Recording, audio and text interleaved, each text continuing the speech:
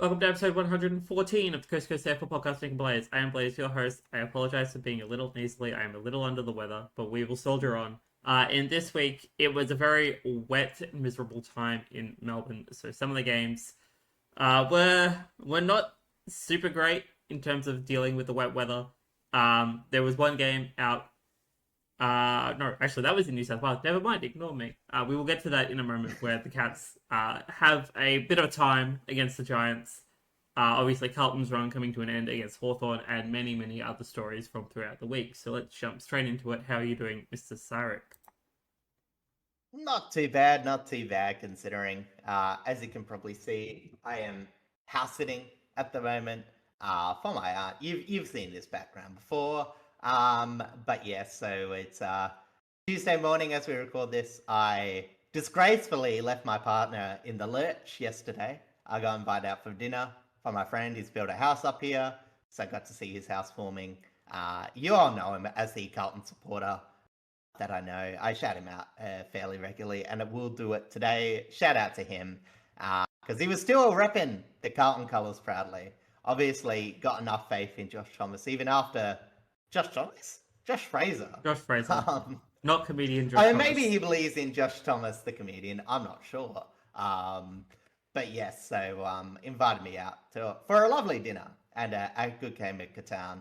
Well, when I say good, first time playing Catan, I sort of lost. I didn't believe in the Ports when I should have. Ports' performance on the weekend made me lose all faith in Port trading, and I shouldn't have, because I realized that I should have been able to trade my resources for other resources. Correct.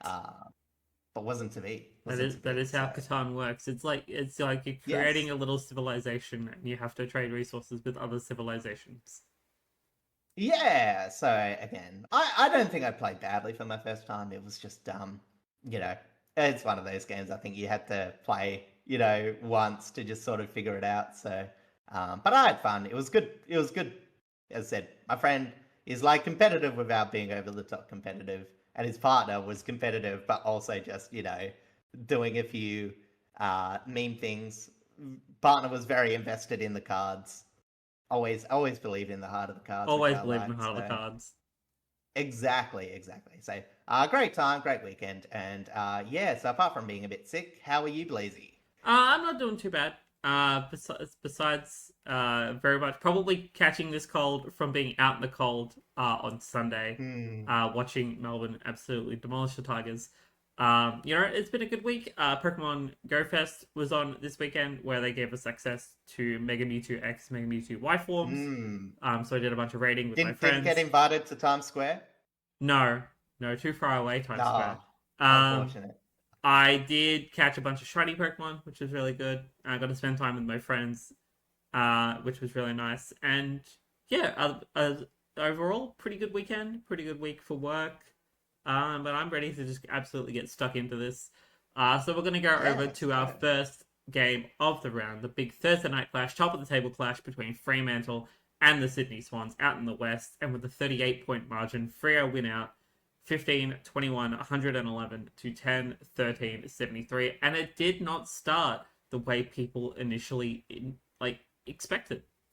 Yeah, I mean, look, there's two main stories of this game. It was obviously Freo taking such a long time to get going, kicking 11 behinds to 0 goals up until halftime. Did you say the score? Because I blanked out. Yes, I did. Okay, cool. Yeah, I gotta stop doing that. But so as I said, honestly, blanked out. I blanked out. Freo blanked out. And you know what? Like, the goal kicking was bad. That's pretty obvious. But they weren't playing that badly. Like, their defense really held up, limited Sydney's chances in the second quarter especially. But Freo, on the other end, just weren't capitalising off effort, as Sydney just grinded better opportunities for most of it. I think it was... I think they scored, what was it? I think it was 6 goals, 8 or something in that first half. I can't quite remember the score. It was something like that, yeah. Loading it up as we speak. And yeah, as I said, after that halftime, Freo got much better advantage, came with huge midfield effort. Because at the start, Heaney and Goulden were pretty much off the chain. They dominated the inside and outside of the midfield, and Grundy had a lot of good control coming from the middle. He took the better of Luke Jackson and Mason Cock in the first half until Freo just became beasts at stoppages, and it was all led by one Murphy Reed. Unleashed so hard that he had to actually get the James Jordan tag.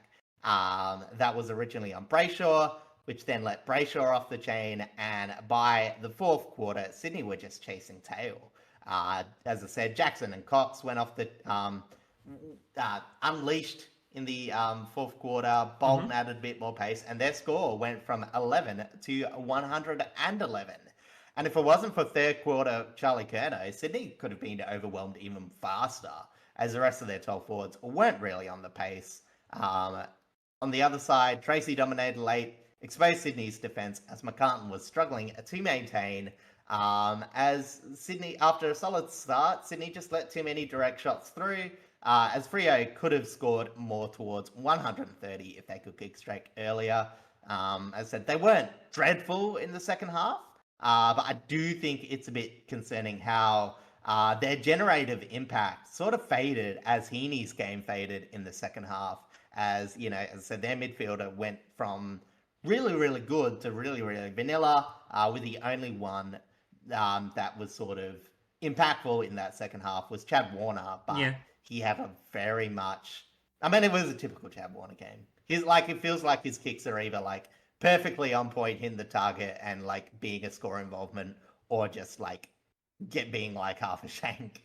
He's very feast or famine with his kicking. Takes the game on, but you know, you got to take that with Chad Warner. I think Heaney's the one that, you know, if he's going, he just like more consistently hitting up targets and all that. So you know, agreed. It's you know, one of those ones where, you know, Fremantle got the better of them, and obviously the second big thing, which I didn't write in the notes, but I thought I should mention, was Hairgate as well. Oh yeah, we had 2 hair-related 50-meter penalties. And by your, I'm assuming you didn't watch the game? I only saw the first half, and even then I was only like 50-50 sort of watching, so... Yeah, so, yeah, I think it was the first one. It was... I feel like I remember the second one. The second one was Dane Rampy. I think after Patrick Voss, he muffed up something, and... because the Freo player gave away a 50-meter penalty in the first quarter for ruffling someone's hair. I can't actually remember who it was. It must have been a defender. Seems like something that... Was that the one on Warner? Yeah, it was on Warner. I'm just trying to remember. It feels like a Jordan Clark thing to do, to be honest. I can picture... It's either like a Jordan Clark or a Brennan Cox or someone in the back line. I can't remember who it is, but I can picture them. So anyway, led to a 50-meter penalty and a goal, and then Sydney returned the favour afterwards. But it was sort of the problem was with the what's it called, the Rampy one. It sort of started the chain of coming back. So you know, it's as much as you know, yeah, it's become a hot debated topic. But I mean, the AFL did say if you're going to touch people's hair, it was going to be a 50-meter penalty. I guess the controversy just is. It's technically if you rub Chad contact. Warner's hair. Yeah, if you like, Chad Warner doesn't actually have any hair, so you know, is that really hair-related free kick? Or do you think like maybe it should be a 100-meter penalty if you like do Luke Jackson's because his hair's so long? Yeah, maybe they should you know, add a little extra to the rules and be like, if you touch a player with long hair, it's an extra 50 minutes. Why not? Make it interesting. But no, yeah, like the rule is technically it's high contact. Like that's purely the basis of it. So it makes complete sense. In terms of like the game itself, Freo were very weird in that first half. It's like they had their defensive work was still fantastic, and you know it's a big part of why they were like so successful in a huge run.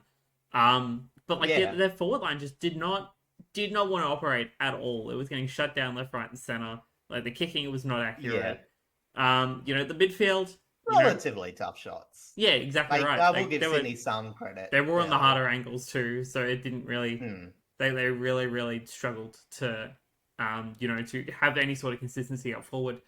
The midfield, did manage to finally break free, albeit it was a little bit slow to get going. But I think the James Jordan tag switch definitely helped. Because being able to free up Sarong and Brayshaw to do what they do by switching up the tag, like actually changes the dynamic of how that midfield operates. And it was tough because again, like credit to Murphy Reed, like he forced that change. Like he was so good in that third quarter, and it looked like he was going to break the game open. And then obviously, they shifted some attention. We shouldn't do that much, but obviously it's fairly hard. Going from like a very tough, the amount of effort that you have because Brayshaw is just a huge gut runner. So, you're spending a lot of energy trying to touch him down, and then you go to like a more, um, you know, like a different sort of runner. He's very outside conscious. So you always got to be careful of your positioning. It means he's less involved in the play if you tag someone like a Murphy Reed. And, as I said, I think James Jordan, he's had a bit of a tough run. Like some of his tagging duties have taken him a bit too out the game. He hasn't had as much offensive impact this year, but I think he did a fairly honourable job. But yeah, so it was just a bit tough. But as you said, like that's so dangerous about Freo is that even when they're getting beaten, their defense is so good that never takes them out of contests. So and that's where Sydney suffered because as I said, if they got a bit more offensive power, they could have been better. And obviously, arguably, like Joel Hamling just wasn't good enough. You know what I mean? Like as a third forward, didn't touch the ball. I mean, that's pretty much it. 6 meters without getting a possession. Not much impact. So, 1 possession, 1 turnover, even. Sorry, 0 possessions, 1 turnover. That's a pretty stats. dire. Yeah, that's above 100% turnover rate. That's a spoil that somehow went to a turnover kind of statistic.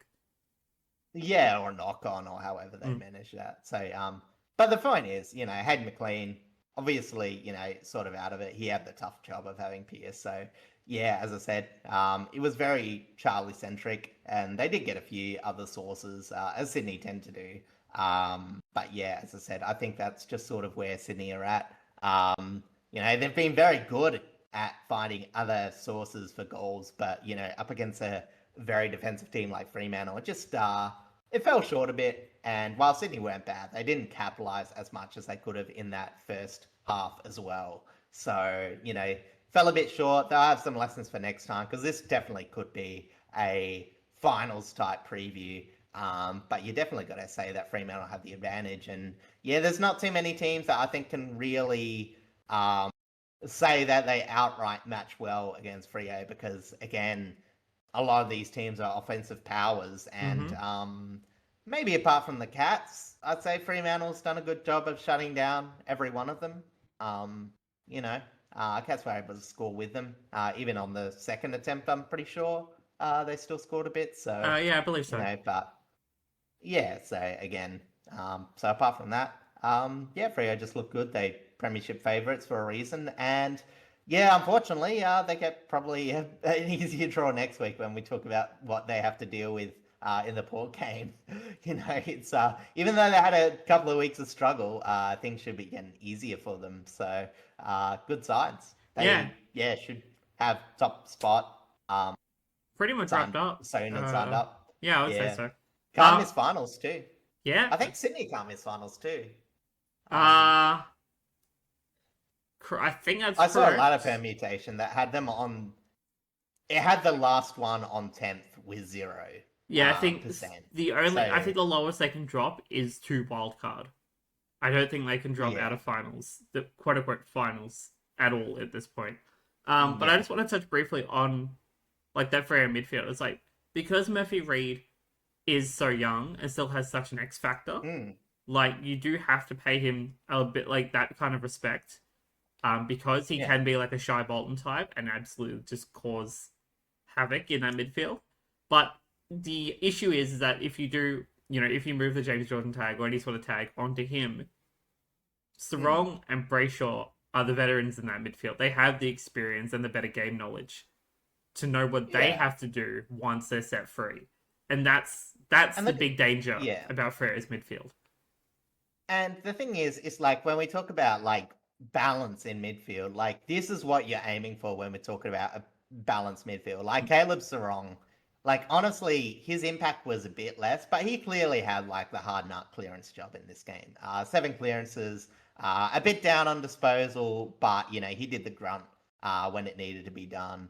Brayshaw obviously copying that tag, but very two-way runner, Mm-hmm. consistently running through that midfield, one of the most balanced. And then you've got the outside where you've got the outside in Murphy Reed, where if you give him the ball, he's so good at linking up and making score involvements.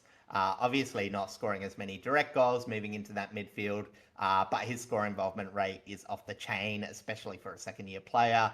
And of course, the pace, the damage of Shy Bolton, where if you pay too much attention to the first free, Shy, he doesn't consistently provide that run and burst. He's definitely a moments player when he Mm-hmm. plays pure midfield, but he bursts out. And then you got Matthew Johnson, who's, is like no one's on the radar and everything, but he had a huge last quarter after having a fairly slow start. And, as I said, he just came in, did a lot of hard work damage, and he's evolving into a player, like, again, Freo on the inside, they love distributing by hands. Very short handball chains, but like they're short handballs that create long, direct, damaging kicks. Yeah. So like they're not a faffing around sort of team. They'll just they're very good at waiting out pressure.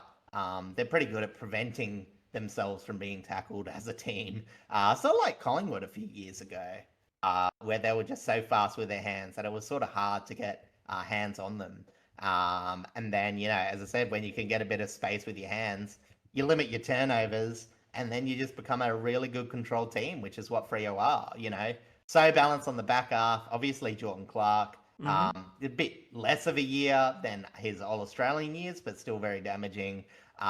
You still got the defensive players like Heath Chapman, Carl Warner, who I've sung his praises, had another fantastic game, and obviously going to that forward line where they're not going to muscle out so many inside 50s, but when they do get it in there, they are going to create some damage. Unless, of course, they kick 11 behinds in the first half, which is what they did. So yeah.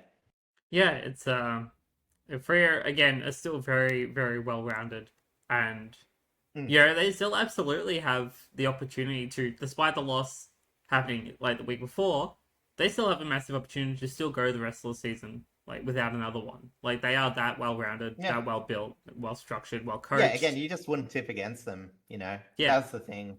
As at this point of the season, obviously, unless injuries happen and all that, and Sydney are dealing still with a few injuries. They're sort of getting back on track, but as I said, it is scary how second rate they made Sydney look in the second half yeah, for a 1v2. it's definitely very interesting how they're able to kind of dismantle even the other top of the table teams. Mm. But jumping over to the MRO side of things now, Isaac Heaney, Errol Golden, and Matt Roberts will find $1,000 each for contact with an umpire in different moments throughout the game. And that brings us now to our Friday night games, starting off at Marvel Mm. Stadium, where Collingwood hosted North Melbourne, and with a 4-point margin, the Roos were so close to doing it, but the Pies held on 13-11-89 to 12-13-85. Yeah, honestly, this was an unexpected classic. Like this was a very quality contest, and whilst I do think North have to get a lot of praise, it still felt like a very North result where they just couldn't quite keep up with Collingwood's efficiency in a game defined by some pretty good ball use. I don't think this is like North junking it up. But obviously they've still got a few forward line issues. Obviously we're going to talk about Nick Larkey still struggling to hit the scoreboard with as much efficiency as his peak. But yeah, Collingwood came out with relenting pressure, forced a few errors, and were just able to grind out this win. And, as I said, we've talked about North's defense And, it's like, oh, maybe, this is why Collingwood scored 89 points. But I don't actually think they were too bad this week. And they were sort of led by the former forward brigade, with North's defence being very aggressive this week, led by Zerha and Parker. They were very impressive, sweeping up a lot of Collingwood's ball movement and giving much needed support on halfback in a game where a lot of movement wasn't free, but it was very flowing all the same. And, as I said, it just got a bit of pressure off, and we saw Aiden Core from North Melbourne, a name that we haven't really talked about in a long, long time. He was very impressive. I think he got a few coaches' votes. He had a very good game. Shout out to Aiden Core.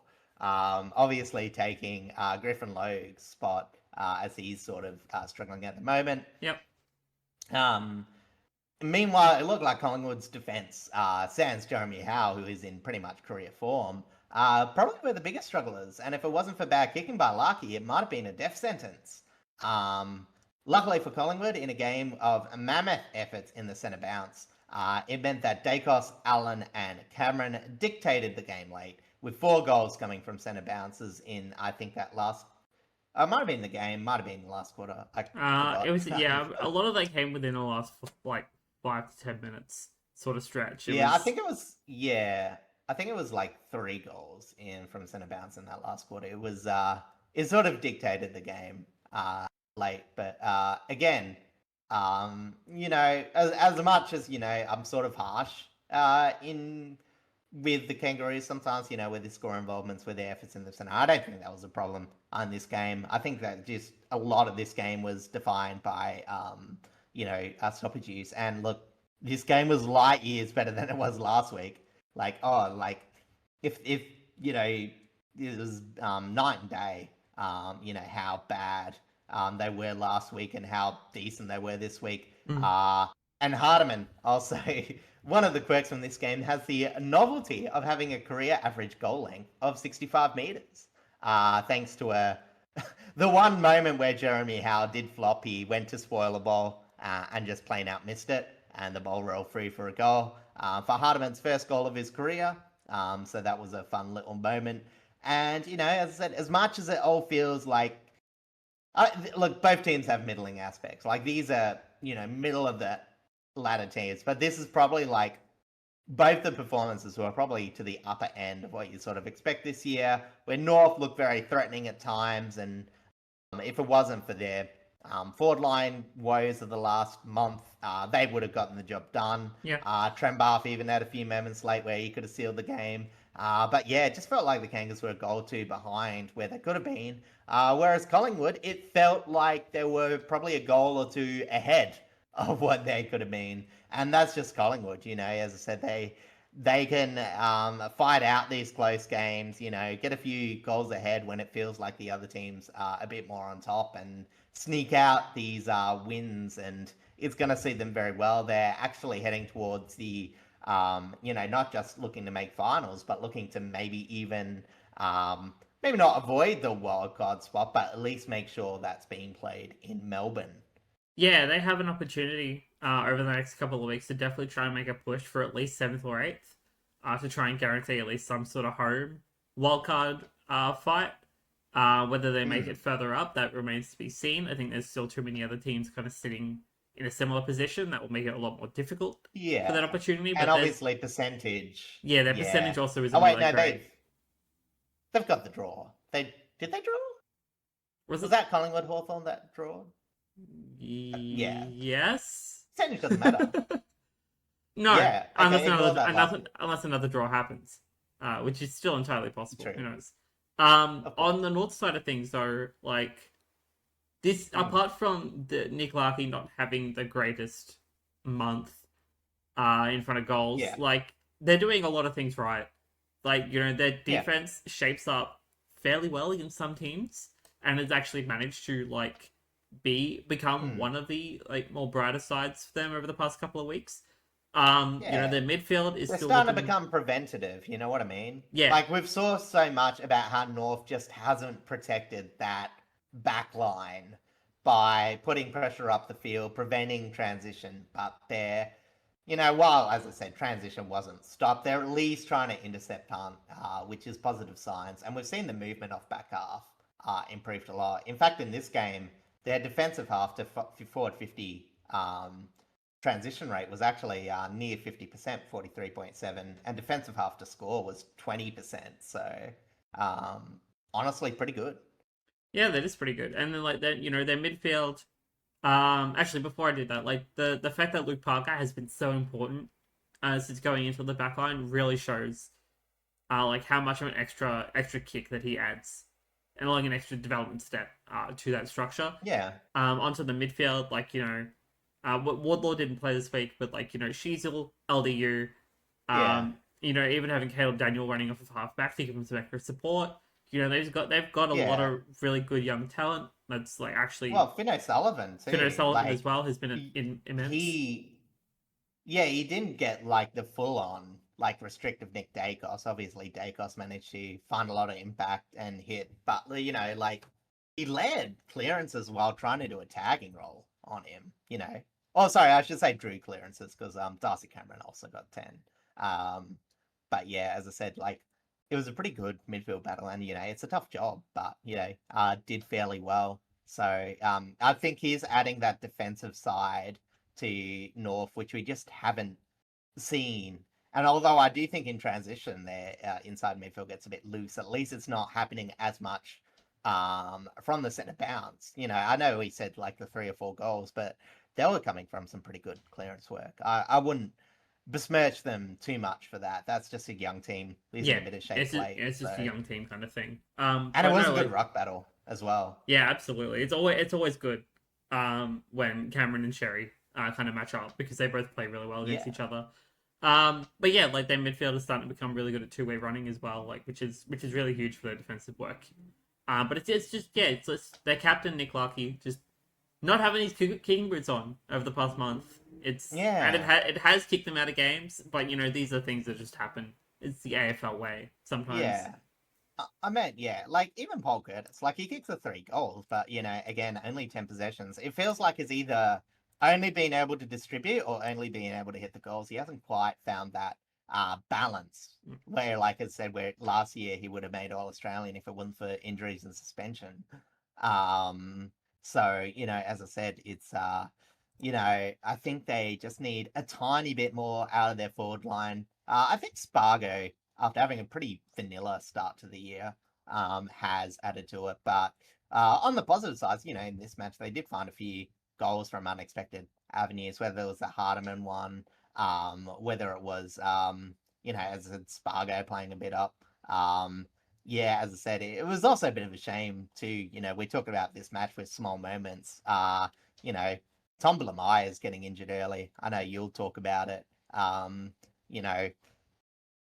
For how decent they looked on the outside, I think they would have been even better if Blamire had stayed healthy because he had a pretty good month in a pretty middling north side. Completely agree. In terms of form. So, as I said, it's a bit of a shame. But as you were on 3, he wasn't the only one. Correct. So I will start off with Blamire's. He did go off with concussion from a Jack Crisp tackle, which for some reason was not like given any sort of reprimand by the MRO. They did say they looked at it, but I guess it must have just been like it's an AFL thing, I guess. Lockie Schultz also went off with an ankle injury. I don't know the timeline on that. That will probably be confirmed later today when the full injury lists come out. But yeah, it's just two unfortunate injuries out of this game. Yeah. I will say, I think the thing that saved Crisp is there was no downward actions, even though the tackle did go downwards. Like, I think the AFL just sort of saw that was a bit unavoidable. Yeah, maybe. Which I do think was the correct call. I do actually think that tackle wasn't an example of bad technique. It just had the unfortunate outcome. But we have seen players go for that. That normally gets a 1 week. So the streak continues. He's able to continue his game streak, barring anything happening in training. Yes. But one person who will miss is a coast-to-coast favourite who, unless has a successful tribunal appeal, will miss. Yes, so the tribunal appeal will be held tonight, I believe, Tuesday nights. where big Billy Frampton, one of Coast to Coast favourites, is suspended currently for one match for a rough tackle against Matt Whitlock. If he gets off, obviously he's free to play this week. If not, he will miss this week's game. Yeah, struggling a bit, probably, I won't say needs a week off, but, as I said, I think he's just given away a few free kicks, probably struggled a bit without Hal there. But, as I said, for the first half of the year, I think Hal, sorry, Darcy Moore. Yeah. For the first half of the year, he coped with it fairly well. Maybe it's just, near the end of the year, struggling a bit. So maybe a chance to refresh, even if it's not ideal situation. But yeah, as I said, I think Collingwood would be very missing him. I don't think they can afford Jeremy. Well, I think Jeremy Howe just plays so good loose and aggressive with his intercepting. So they'll have to find someone tall just to plug back in there. Yeah, it's for gonna a be match. it's gonna be a bit difficult to keep that backline in check if Billy does miss this week. All right, let's jump over now to a Saturday clash. Starting off here at Marvel Stadium, where St Kilda hosted Port Adelaide, and with a 14-point margin. The injuries from this game were really, really unfortunate, but St Kilda did win out 13-9-87 to 10-13-73. It's amazing that this game was more painful than the other St Kilda game. Like, when St Kilda were getting all those free kicks, Port were like brave coming back, but just couldn't quite make it, and it just felt like I won't say robbed, because obviously Port had a bad first half. Whereas as this game, again, same sort of thing. More Port's own doing. St Kilda had a really fast start. There were some weird umpiring, but that sort of favoured Port for the most part. But as I said, it was mainly just poor defense at the start for Port. Let a few easy goals through. Sharman had some really big damage all in the first. I think it was the 13 minutes of the contest, where he kicked 3 goals in 10 minutes, and looked to be absolutely tearing apart. But after that, Port reshaped, and we're looking all right. Unfortunately, at the other end, Port were very held at bay by Callum Wilkie. I've said he hasn't had the best year, but this was by far his best performance, as well as the Naz going at full throttle early in this game.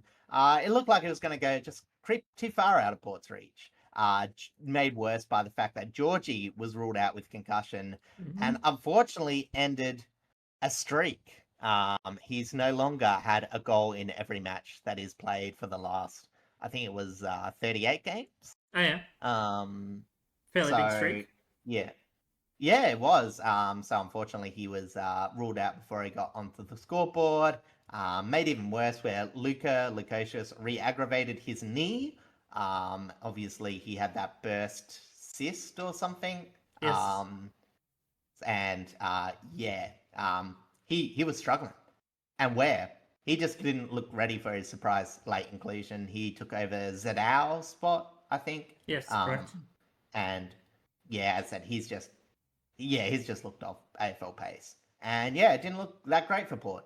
St Kilda were definitely on top. And as I said, even though Port restricted their scoring, they just couldn't get on the board. And yeah, as I said, Port, again, despite getting a lot of instant marks, their defense did get on track. They just couldn't score off halfback, and they turned the ball over too much. And yet, after all these injuries and all that, Port managed to stabilise. It was a really impressive third quarter. Saw 10 shots to 4. Zach Butters leading the way until his ankle buckled out in the contest as he left the ground for perhaps the final time in his Port career.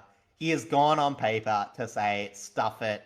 Even if I'm only coming back from one game, I am still trying to aim for a round 24 inclusion, which is pretty much the most likely, sorry, not most likely, it is the most likely return if everything went his way. Yeah. So you got to give him credit. He really wants to make the most of his time while he's with Port. I'm pretty sure he's going somewhere. Bulldogs. I think they said that Geelong. Was Geelong making? I don't know. Geelong were Geelong's always Most meant to be Victorian something. teams want him. Why would they not? But I'm pretty sure I like mean, yeah, the Dogs in Geelong, I think, are like the two big ones at the moment, yeah. purely because they're out in the western suburbs. And if like the rent prices get too much out of control, he can always take the bag that Richmond are throwing him. So yeah. Anyway, going back to this game, Owens and Wood, despite having pretty ordinary games, to start, provide some big moments against a defense that had solidified and just kept the game out of reach for the Power. They really lost when Butters went down. He was absolutely tearing the game apart. Yeah. But despite the pain, there was a lot of fun matchups, and Port never gave up. We saw Garcia and Jason Horn-Francis had really, really sparky moments trying to get each team over the line. And for the Saints, it was really nice to see Old Man Hill go off the chain for another week. Made for some great viewing, as he has maybe not having like his career. I think he's had like some better, career or years in his career. But man, like some of these games are the best he's had. And it's very good to see. Both teams missed chances despite the Saints' scoreboard accuracy. They did have a few pure whiffs on some shorter shots. And the young forwards of Berry and Whitlock just couldn't convert as much as they should have. Oh, yeah. And yeah, it was just one of those games where, the Power. It was really good to see. Like, they were down on interchanges, but they never failed to run out this game. But they've got such an uphill battle for next week because they'll have to make a lot of changes for a tough run home. As the Saints will be thanking their lucky stars for a Port double win. Really helps their final or keep finals in control of it. Or keep control of their own finals destiny. Yes. Is what I should say on their run home. Yes. Whereas if they lost this game, I think they would have had a bit of luck to make finals. Whereas this has swung the percentages a lot more in their favour. Agreed.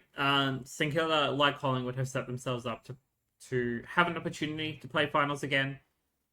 Whether that's, I think at the moment the best chance is via a wild card, whether that's 7th, 8th, 9th, or 10th.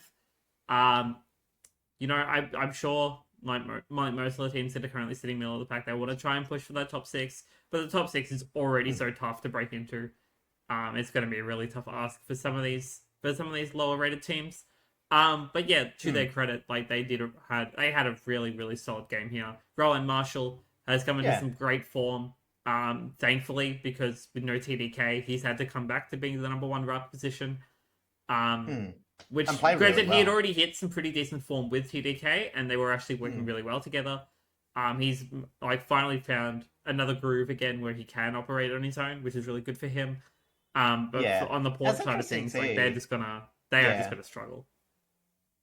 Yeah, because obviously, like Jordan Sweet had a lot of taps and all that, but like again, Marshall just had so much more impact and all that, and I think that's where it's really damaging, and I think that's where you sort of lose out with Marshall as a forward because he does get involved in the contest. 6 clearances, and it's like, yeah, he only had 18 hitouts to 30 for Sweet, 27 to Vicentini. But Vicentini was very, I won't say inept, but he definitely wasn't as clean with some of his hits. Forced a lot of struggling clearances. First possessions that lead to not clearance and all that sort of stuff. Whereas the Saints had less clearances, but probably a bit more impact from stoppage. That first chain got a lot of forward territory, and you can tell that from a lot of their midfield stats. So as I said, we saw when you get Naz like a pretty good first clearance, like you don't have to get him every clearance because those clearances are probably going to lead to score involvements. He had 8 for, I think it was his 29 possessions for the game. 32, sorry. Reading the wrong one.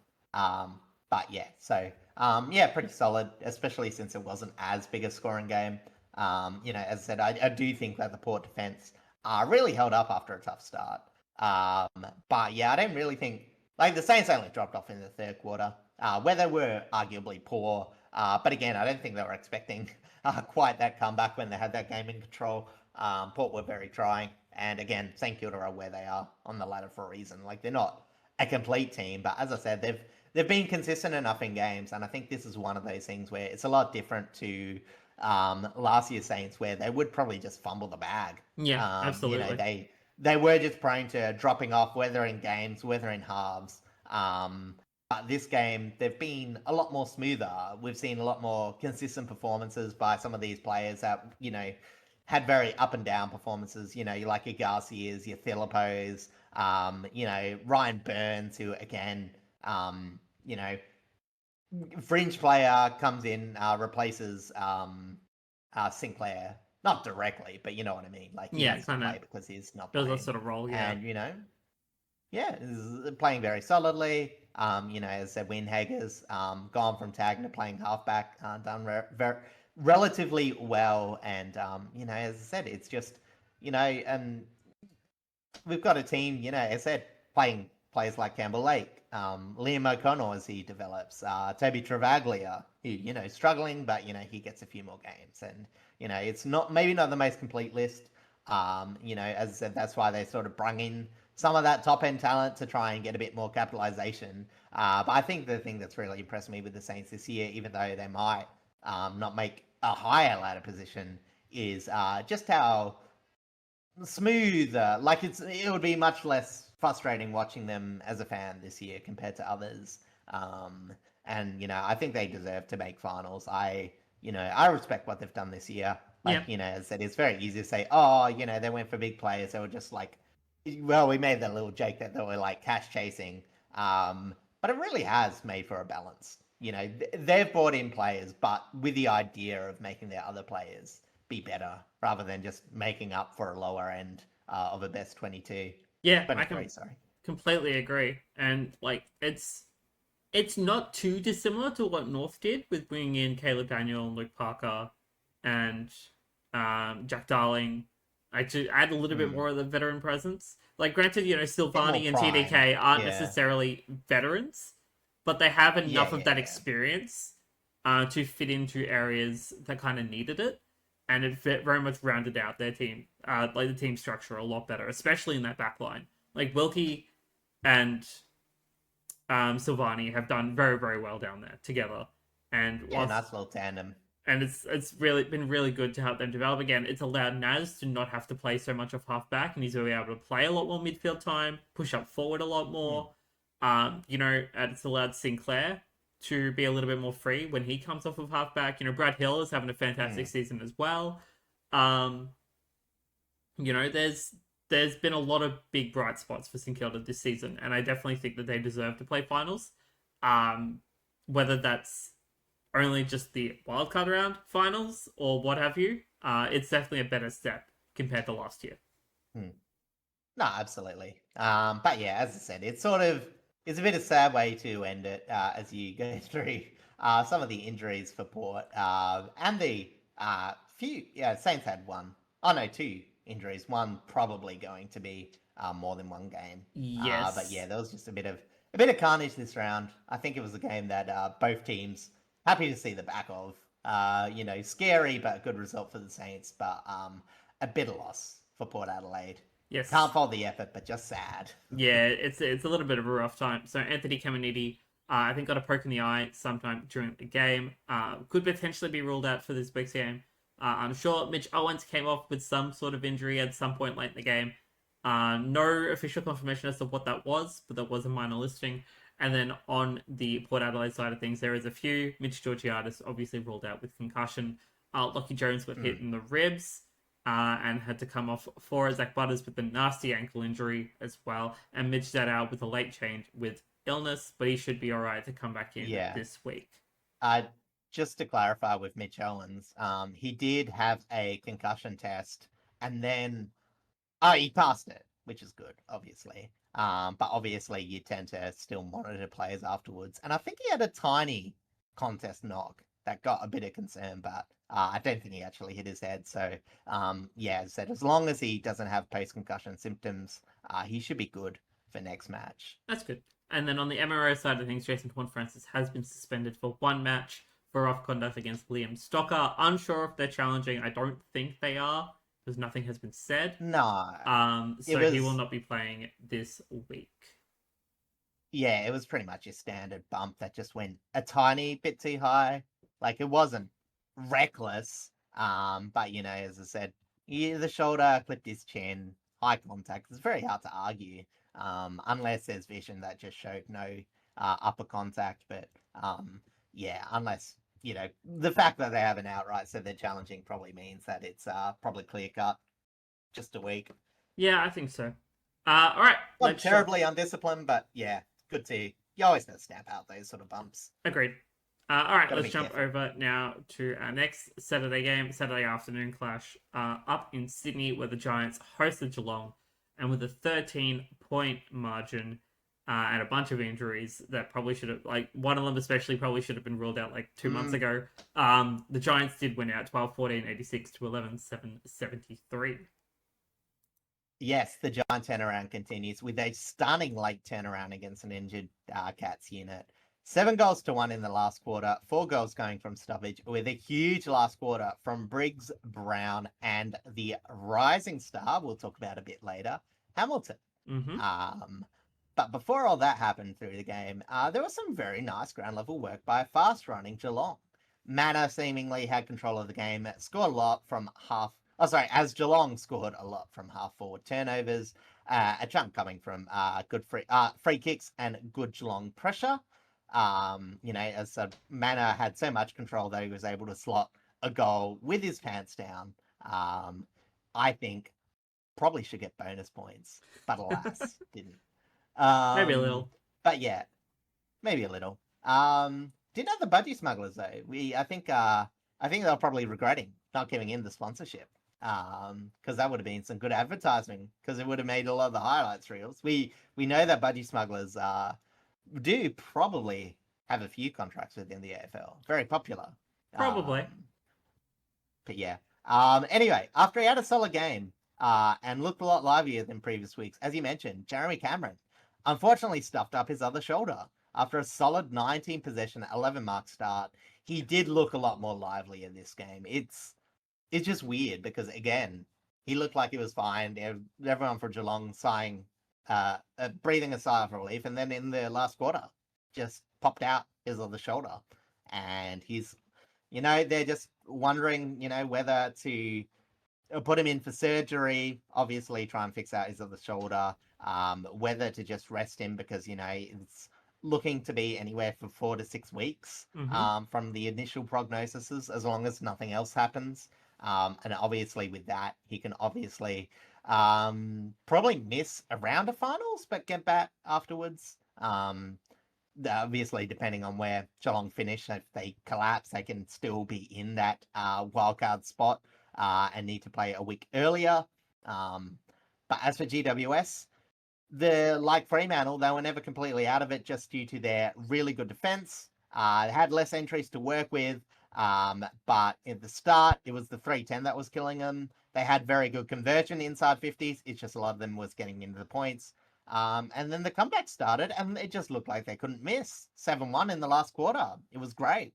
It was a spark they needed all season. As I said, despite numerous injury setbacks, the Giants, have played some okay football, just not consistently.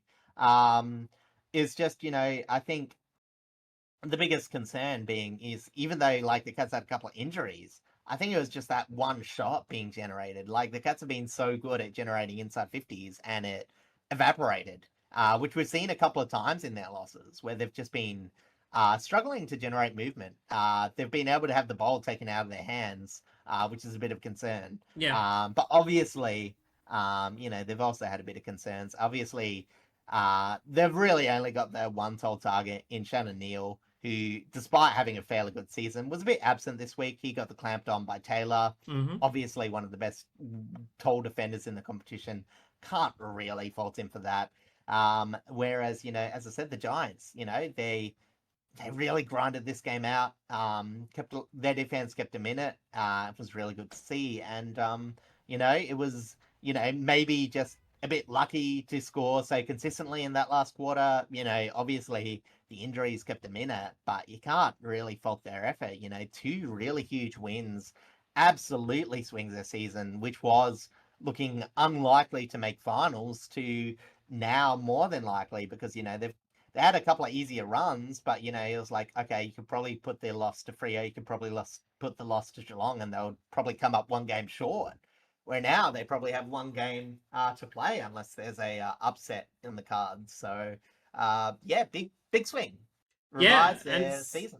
it's a bigger swing than what St Kilda and Collingwood have to deal with. Like Giants are already in a decent position, like to where they Yeah. could potentially make that top 6 spot. Like they have a fairly decent run home.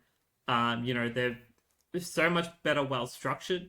Coming into this back end of the season. Like some of the younger players are really standing up this season. Even some that have debuted this season have done really, really well. Kieran Briggs finally coming back into some form has been really good for them. Yeah. Um, their forward line, whilst has always been a little bit patchy this season here and there, like has started to come into form as well over the past couple of weeks, which is really good. Jake Stringer, continuing to be a surprise once again as its inclusion into the side. Obviously, former Essendon teammate as well down the back, Jaden Laverde, has done some really solid work in the back line. That's a solid game. And obviously the Giants staples down back as well. Sam Taylor, Buckley, Himmelberg, Iden have all looked very really Lockie solid. Ash distributing. Lockie Ash too. So yeah, Giants have put themselves in a much better position than they have over the past couple of seasons, and like it's a really really good time for them to have hit a really good stride of form. And the thing is like again, with the midfield the way it is, like they are relying on a forward to pick up. And I think that's been the problem for them is that, I mean, even like in this game, as I said, Stringer gets one goal too, isn't as involved as his last few weeks. Cadman, only a singular goal. And then Callum Brown, after being a bit of a questionable inclusion, when they lost to the Eagles, I thought, it's probably time to consider changing up their forward line. And then, as a commentator, I was proved absolutely wrong. Yes. Colin Brown has had a great couple of games, kicked 3 goals, and it wasn't just that. He was his marking presence and distribution. Also had a few backup taps. Gave Kieran Briggs a bit of a relief at times. So he had probably one of his best games of his career, to be honest. And yeah, as I said, they're still looking for a bit more consistency. But as I said, talk about the rising star right now. One player that they were able to source a few goals from was Riley Hamilton as he wins the rising star this week. Yeah, like his game last week, the week before, and the game about this one, like he has had a fantastic start to his career. Like it's insane as to what he's been able to do in just this short period of time. Like the influence he's having in that midfield, the fact that he is one of those players who is able to push up and like have a and not just distribute really well into that forward 50, but also have the leg speed and the leg strength to be able to kick a pretty good distance as well.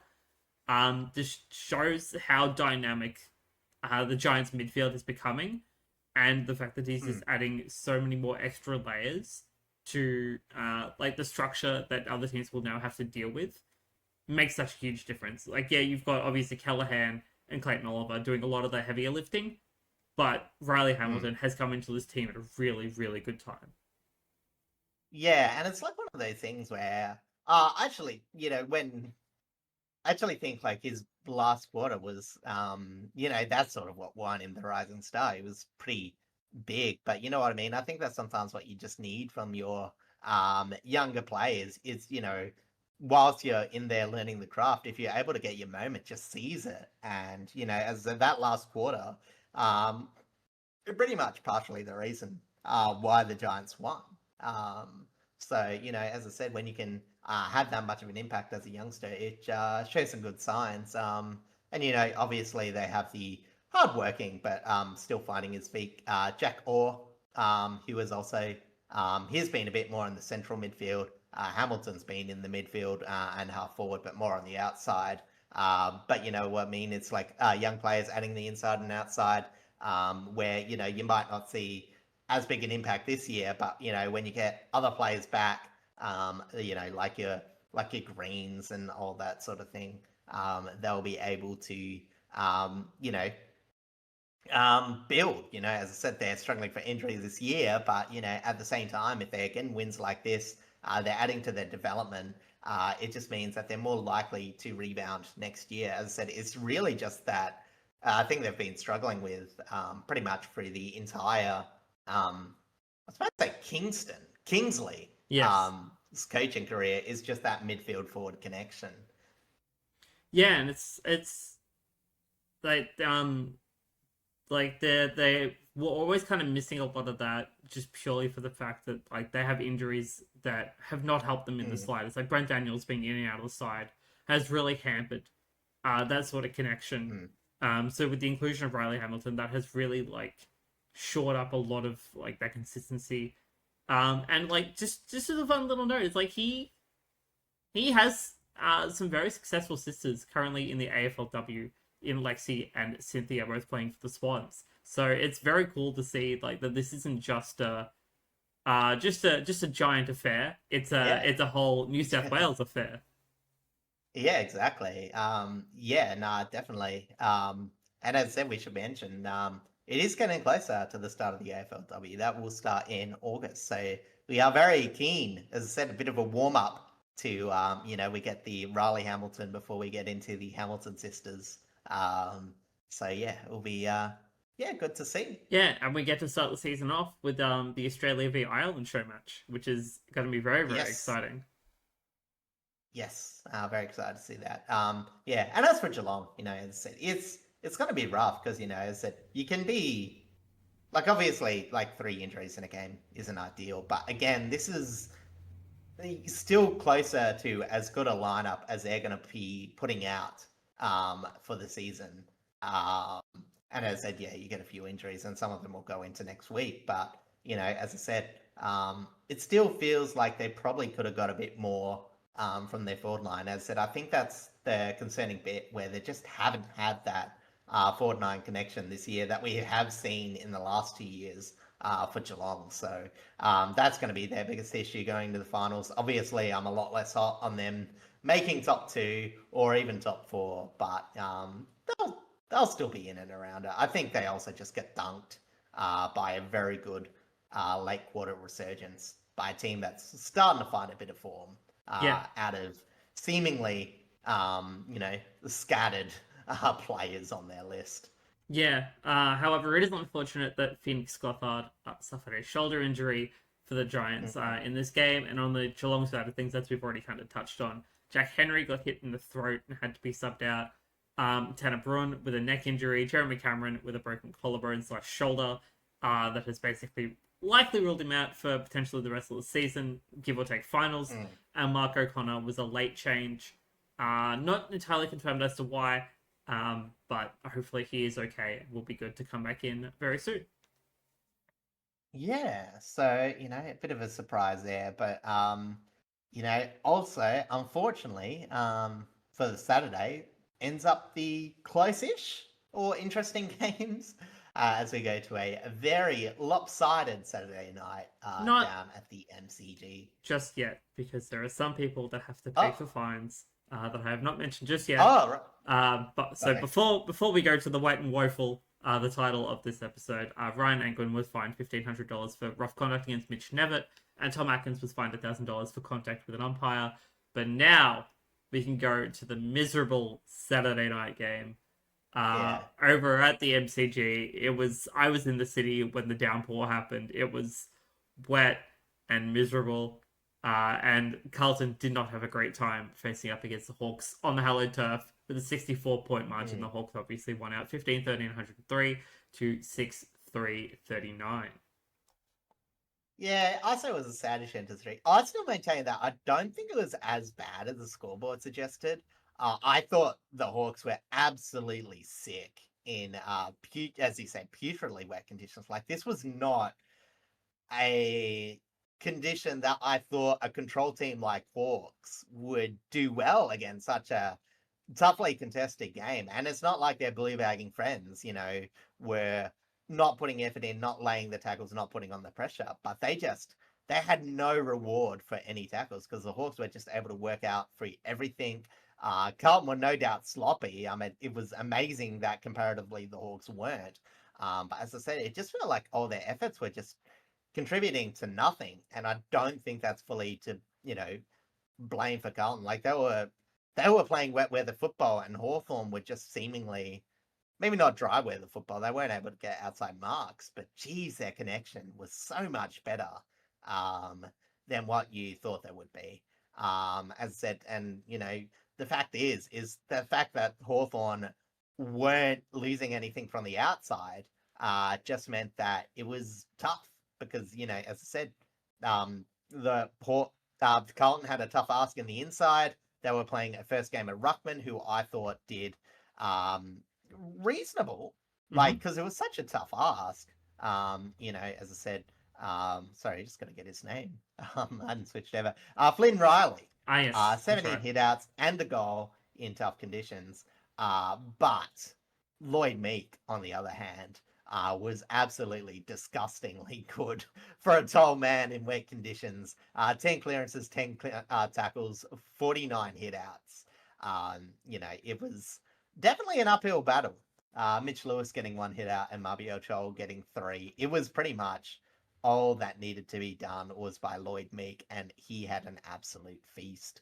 Carlton's midfield, again, I thought tried really hard, especially losing George Hewitt early. He got off to a pretty hot start, to be honest. Only 15 minutes of gameplay, but had the 9 possessions, 2 tackles, and then unfortunately lost.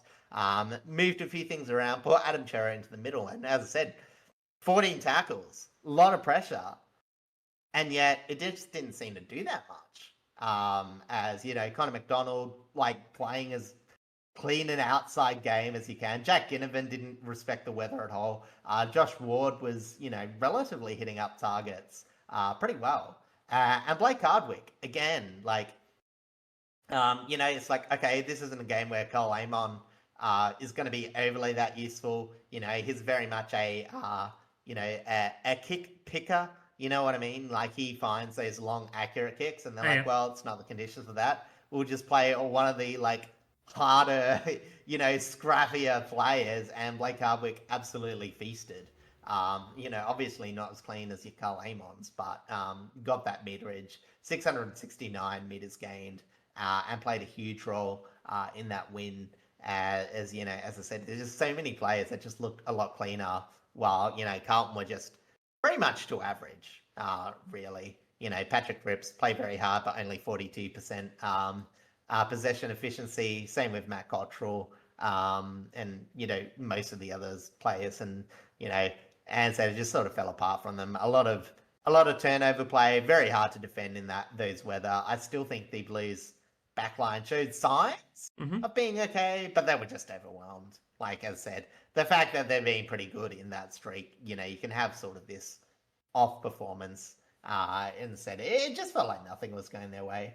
Like, they did drop off at the end. Like, they did get dispirited, but I don't think it was as bad as the scoreboard suggested. It was just so tough when, as I said, honestly, I think because it was such a blowout, I think it will go underrated, like how good in the wet conditions Hawthorn was. Yeah, they're just one of those teams that is able to adapt a lot better to to weather and those sorts of circumstances than a lot of other teams.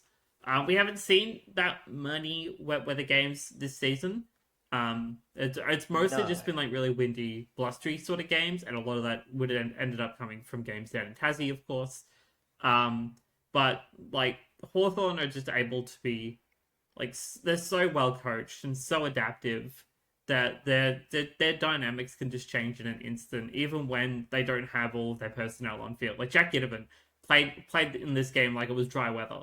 The rain did not affect him whatsoever. Jack Gunston continuing to do what he does up forward, and the fact that Lloyd Meek was able to just have full control of kind of the ruck work, and even when he was able to push up or even float back, he was just doing so much as a tall in these sorts of conditions where it's normally really hard to do things as a tall. It just didn't phase him whatsoever. Yeah, exactly. And I should have said, I forgot to mention, Jack Gunston, also 14 intercepts, 4 being intercept marks. Gunston, sorry, Hardwick. Hardwick, yes, that's right.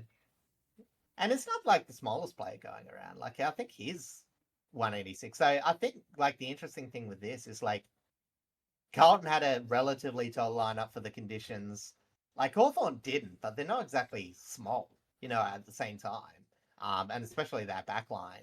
But it was interesting to see the difference of how Hawthorn were just generating those ground level shots to a smaller back line, whereas Carlton just weren't to a taller back line where you think that on the ground level they might find the advantage. But obviously, Hawthorn small forwards are a class above Carlton, so it's not that surprising.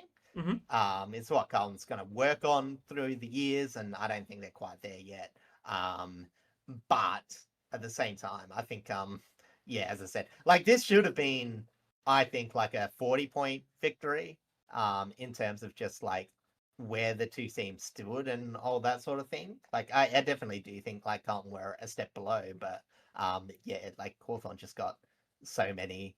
Like, it was like, as I said, the Ginnivan goals were ridiculous. Oh yeah. In the conditions, like, they were pretty much undefendable, fairly tough shots, and just provide that early separation when Carlton were fighting hard for their goals, and then, as I said, eventually the damn walls just broke very late, and again, ends a streak. I don't think Carlton fans will be too disappointed though. As I said, it was definitely not the best game, but it wasn't as like pure lowering of colors as maybe a game we're going to talk about next. Yeah. Just before we move on, like, yes, we did mention George Hewitt did go out early in the game with a back injury. Unsure if it's like a back stress fracture or it's just like he got like sort of the wind taken out of him and it just kind of hurt a little bit too much. So I believe we'll have a proper idea of what sort of timeline he's on when injury lists are out later today. But that is a really unfortunate loss for the Blues because he's had such a fantastic period in that midfield core, and it's made such a huge difference to how Carlton have really operated over the past like 2 months. Yeah, because as I said, it's been interesting to see the move on Chera from the outside. Like, as I said, I think he's fine in the inside midfield, but I think just Chera adds more to the team playing on the outside. Obviously, we've seen, you know, um, the loss of spot for Blake Acres Yes. falling out of favor.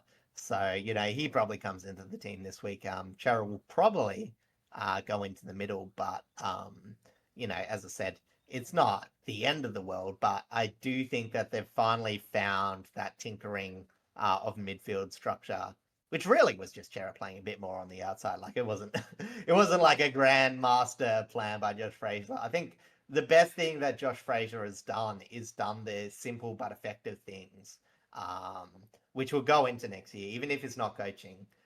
You do think that Carlton will be doing everything in their power to keep him as an assistant because he just I think he just simply understands the team a lot better than I think probably Michael Voss did. I was about to call him Patrick for the second week in a row.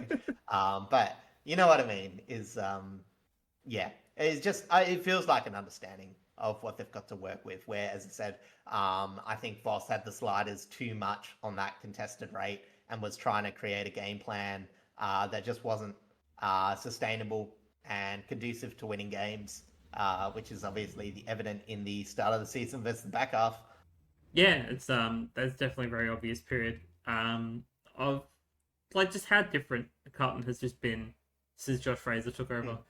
All right, jumping over now to the game over in South Australia, where the Crows hosted the Gold Coast Suns, and with an abysmal outing by that Gold Coast unit, the Crows did win out with a 79-point margin, 19-14, 128 to 7-7, 49.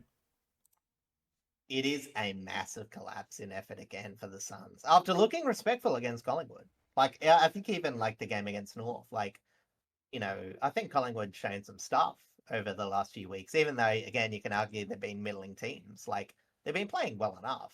And, I thought the Suns made a few progress. You can still see some weaknesses, but, as I said, this was just not it. And Adelaide weren't even, I'll say like the thing that's even more damning is like Adelaide are still struggling with back half movement. Like for a team that's going so swimmingly, they do not score from their back half, and not moving the ball as simply. But the thing is, they only needed territory. They didn't need to get the ball inside 50 because they were just dominating in the forward half. So they just need meterage, and they turned free territory into forward half stoppages because the Suns weren't stopping forward half movements until very late, and basically just walked it in. Like that's as simple as it was. The Crows midfield just overperformed as Rochelle took a nice outside win. As it was both inside and outside work that got them over the line. But as I said, even even then, it's like we've seen Rochelle go into the inside when Adelaide's midfield wasn't firing. Just didn't need to. As I said, everyone in the Crows midfield just looked 10 times like just on song, and I don't think that's all the Crows. I think it's just how defenseless the Suns midfield structure is. Toby Murray, in fact, got some nice practice against Ned Moyle, who worked tirelessly. Ned Moyle, I should say. For a centre bounce unit, that wasn't working tirelessly. I think Ned Moyle is probably, of all the Suns players that I really feel bad for at this period, I would say Ned Moyle is right up there. Because, like, Jared Witts has a stinker. You come into the side, probably not quite expecting to play as much time as you do this year. Yeah. And you play some pretty good football. You're playing above your skin in, a midfield led by Noah Anderson, Matt Rao, Christian Petrarca. And they're all playing well under there. You know what I mean? Oh, yeah. Like, no more. 105 ruck contests, 58 hitouts, 16 to advantage. And the Suns do absolutely nothing with it. It's just a crime. Like the Suns, they get 0-0 from centre bounce. They get 3-3 from stoppages. And yeah, I get it. Like, sometimes hitouts don't always, direct, but, and I didn't watch this whole thing. I watched like tiny bits and pieces, but you know what I mean? It's such a shame because again, like even a moderately performing midfield would probably get a bit more conversion out of, this ruck effort, but it's just not there. We saw Will Powell come into the midfield after not always featuring and maybe do all right. The fact that, I don't know. Richmond, North Melbourne, West Coast midfields are all operating better than the Gold Coast Suns says a lot about not. I don't know if it's necessarily a coaching thing or it's a player thing or it's just everything. But it really does say a lot as to where those teams are at in their development and how far the Suns have fallen in theirs. It's like, you look at the inside midfield and, like, arguably their worst performer, Sam Berry, 28 disposals, 12 tackles, 10 clearances. Like, that's who you're saying from, like, maybe the worst, because, like, Jordan Dawson, absolutely fantastic. As I said, we saw Rochelle play a bit on the outside. Rankin was absolutely fantastic when he made the inside midfield. I guess technically the worst midfielder was Lachlan McAndrew, but even then he had a pretty solid enough game against Ned Moyle and kicked a goal as well. So it's like, it's just like, what are we doing here? But that's not just it. Like I said, you can talk all day about the midfield. And the inside midfield was absolutely dreadful. But the fact is, the Gold Coast also don't have outside runners, which means like they're back half centric defense. And we've talked about it. Dimmer loves those interceptors off the half back. And it's not like that hasn't been apparent this year, but it's just irrelevant.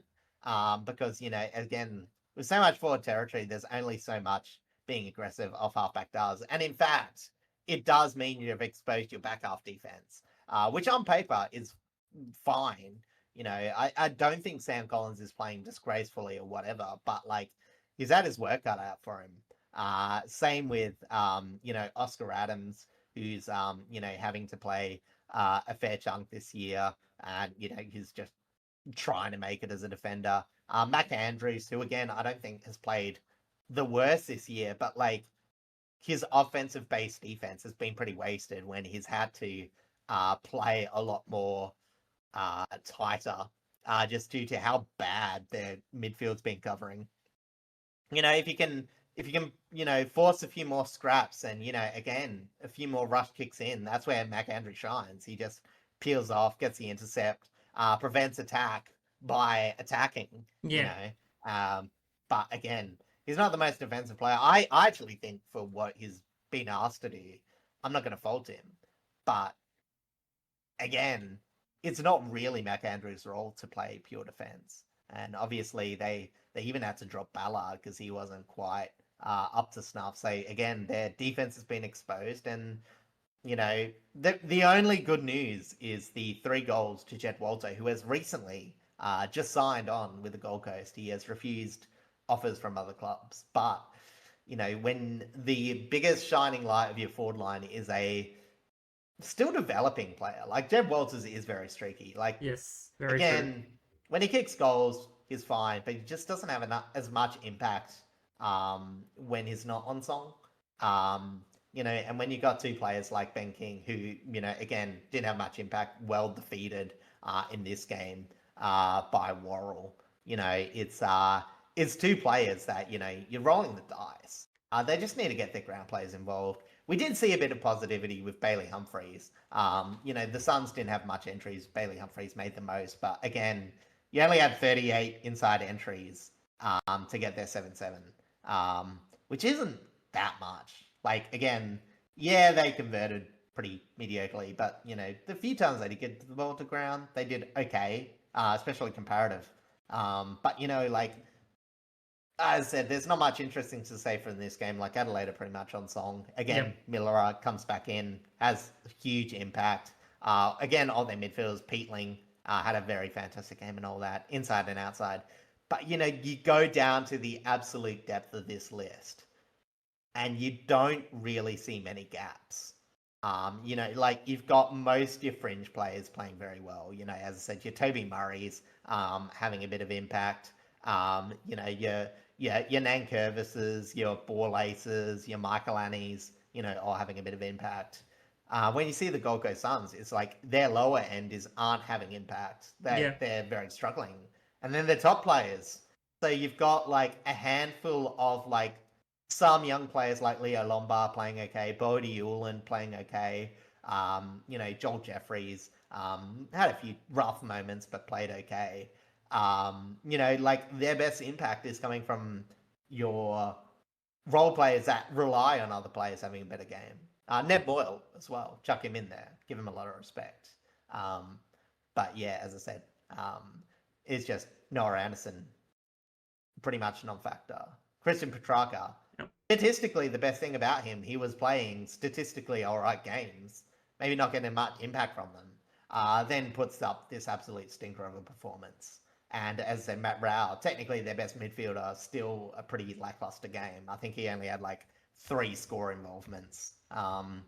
Granted, only 14 scores. But, still not that much impact, not that much generation, especially compared to how much was being generated by the Adelaide, and that's the damning thing is like, and I've said this so many times, like you can be aggressive, but if you just look at the game as a net, like it doesn't matter how aggressive you are. Like even if Gold Coast were just average, like they were still generating okay numbers of offense, they're still conceding so much to where it wouldn't matter anyway. They would effectively just be early season Carlton. Yeah, where they exactly get right. okay offensive numbers, but they're conceding so much it doesn't matter, and that's just not conducive of winning. Like Gold Coast are not conducive of winning in this current stage, and it's concerning. It's gone from a few question marks where they were only winning against like pretty bottom teams, where honestly, the way they're playing, like man, they would have lost some of those early season wins against like your Richmonds, your North Melbourne. I think they got a win over. Yeah.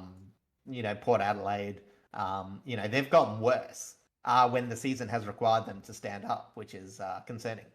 Yeah, it's the fact that like this sort of this sort of downfall like didn't happen sooner is really interesting to me because there isn't really much that has actually changed throughout this season for the Suns. Like either it's just it's really hard to kind of quantify what exactly happened because you look at their structure early on in the season, it looked like very minimal changes. All it really was the inclusion of Petrarca, right?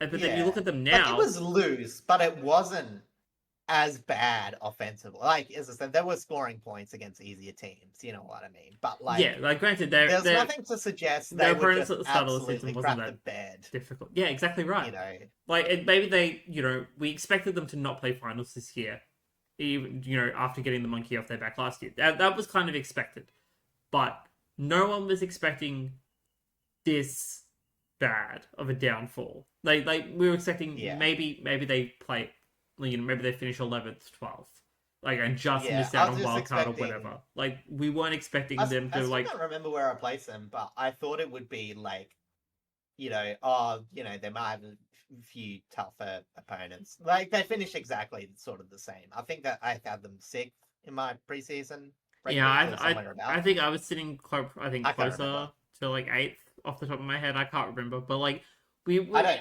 I don't have to look back. I might have put him in the top four even, but for this episode, my truth is I have him at sixth, and that's what I want to believe. But it's like So yeah, even in comparison to like last season, there wasn't mm. they didn't really make that many changes in terms of their structure. It really was No, I'm mostly not. just the Yeah, inclusion of Petrarca, and somehow that has just uh, uh, unraveled yeah. everything And weirdly. they lost depth, sure, but like these are players that had, been on the list for a long time and hadn't like had that much impact. I do think part of it is just they cut depth and then change structure to, again try and compound, you know, go all out. They basically rolled the dice on being an aggressive team. And while it worked last year, there was some element of setup that allowed them to play that game, which isn't. And that is literally like their midfield was playing well enough to where they could prevent that. And, yeah, sure, you could say that maybe they were being a bit lucky getting away, playing so offensive, and they were a bit more rewarded than what they should have been. But, this isn't just, okay, a return to average. This is, a return to the basement. And they're only a game above the bottom four, which Yeah, is terrible. Their percentage indicates they should be bottom four. Grant that would be a good bottom four technically, that but they they would would still be technically be there. the best of the bottom four. This is technically true. Yeah, But because Port is, yeah, and they've got one less win, so yeah, but yeah, like the fact that like this is where they're at is yeah, so weird. And like I don't mm, know, maybe it's the dimmer curse of like just I don't the know, way that he's changed a bit in his coaching ways over the past couple of years. Who knows? But yeah, this game was not a completely clean game. Unfortunately, we got two injuries out of this game. One from Rory Laird with a left ankle mm, and Will Graham with a left shoulder. So both teams will be making some changes for this week's clashes. And that now brings us to our Sunday games, where we start off with a really, really interesting first game. Going over to Marvel Stadium, where the Bulldogs host the West Coast Eagles. And with a 16-point margin, the Bulldogs just managed to hold on in the fourth quarter, 13-8-86 to 9-16-70. yeah. And this game is so because like we said, North and Collingwood was an unexpected classic, and I'm like I said, I saw signs that this game could be close. Like as I said, I was like, I'm pretty sure the Bulldogs are going over the line, but like I did want to see the Eagles like, try and keep themselves in it and all that. Obviously we had huge problems in the back line, and we're going to talk that in a bit, but I am really impressed by how the Eagles not just sense the fact that they were in the game, like they really hunted for this win and they really tried to get this fifth win. However, they did get a tiny bit outclassed just by a few players. Yes. And obviously, it was Bontempelli getting two very clutch goals in the third quarter, and Aaron Norton, who, despite everyone around him in that Bulldogs forward line falling apart, as a, he's one of those players that when everyone's at full health, he just doesn't seem to have as much impact. You think, oh, their forward line's going to be firing and all that, but he sort of drifts out. But when he's like the mainstay, he can just take a game and rip it apart. And honestly, like they're all like, oh, Luke Darcy's going to come back and save them all. But like, Norton on his own isn't that far apart from Luke Darcy. You know what I mean? Um, And I just think, as I said, it's very interesting to see how they go next year, when they get some players back. But so yeah, as it, sort of saw, it was just a bit of a shame because, I don't think the Eagles' defense was bad. 13-8, despite the accuracy and, a few of those shots were easy. Um, you know, for the Bulldogs, limiting those, scoring shots, pretty good. 9-16 for the Eagles. As much as they probably could have converted a few more, Mm-hmm. the Bulldogs also, conversely, provided a bit of struggle to the Eagles forward line. Apart from Shanahan, who I think was consistently their best performers, yeah, everyone else just sort of struggled. Selwood had a really good game. Buslinger, I thought, did a really good job. And this was just two defenses that were playing a bit better than average. Two midfields that were like really trying hard. Very much led by Harley Reid, who has had one of the better months of his career. Like he is, this is the Harley that the media raves about, where he can just like single-handedly take a game and try and drag the Eagles over the line. And he made a lot of he made the stoppages even, because again, Elliot Yeo, he's just not been it. he's had a bit of a he reminds me a lot of like post prime Andrew Gaff, where he's just been asked to play a bit on the outside. It's like, okay, we're sort of drifting away from you. Like Yeah. he just hasn't found his way into the contest. As like the Eagles are trying to look at a not a new forward line, but again, how to make the most out of the core for midfield, sorry, that they're getting. Um, and yeah, I thought also, talking about backlines, I forgot to mention, Herbert and Frankow, both leading in intercept possession getters, did really well, I thought.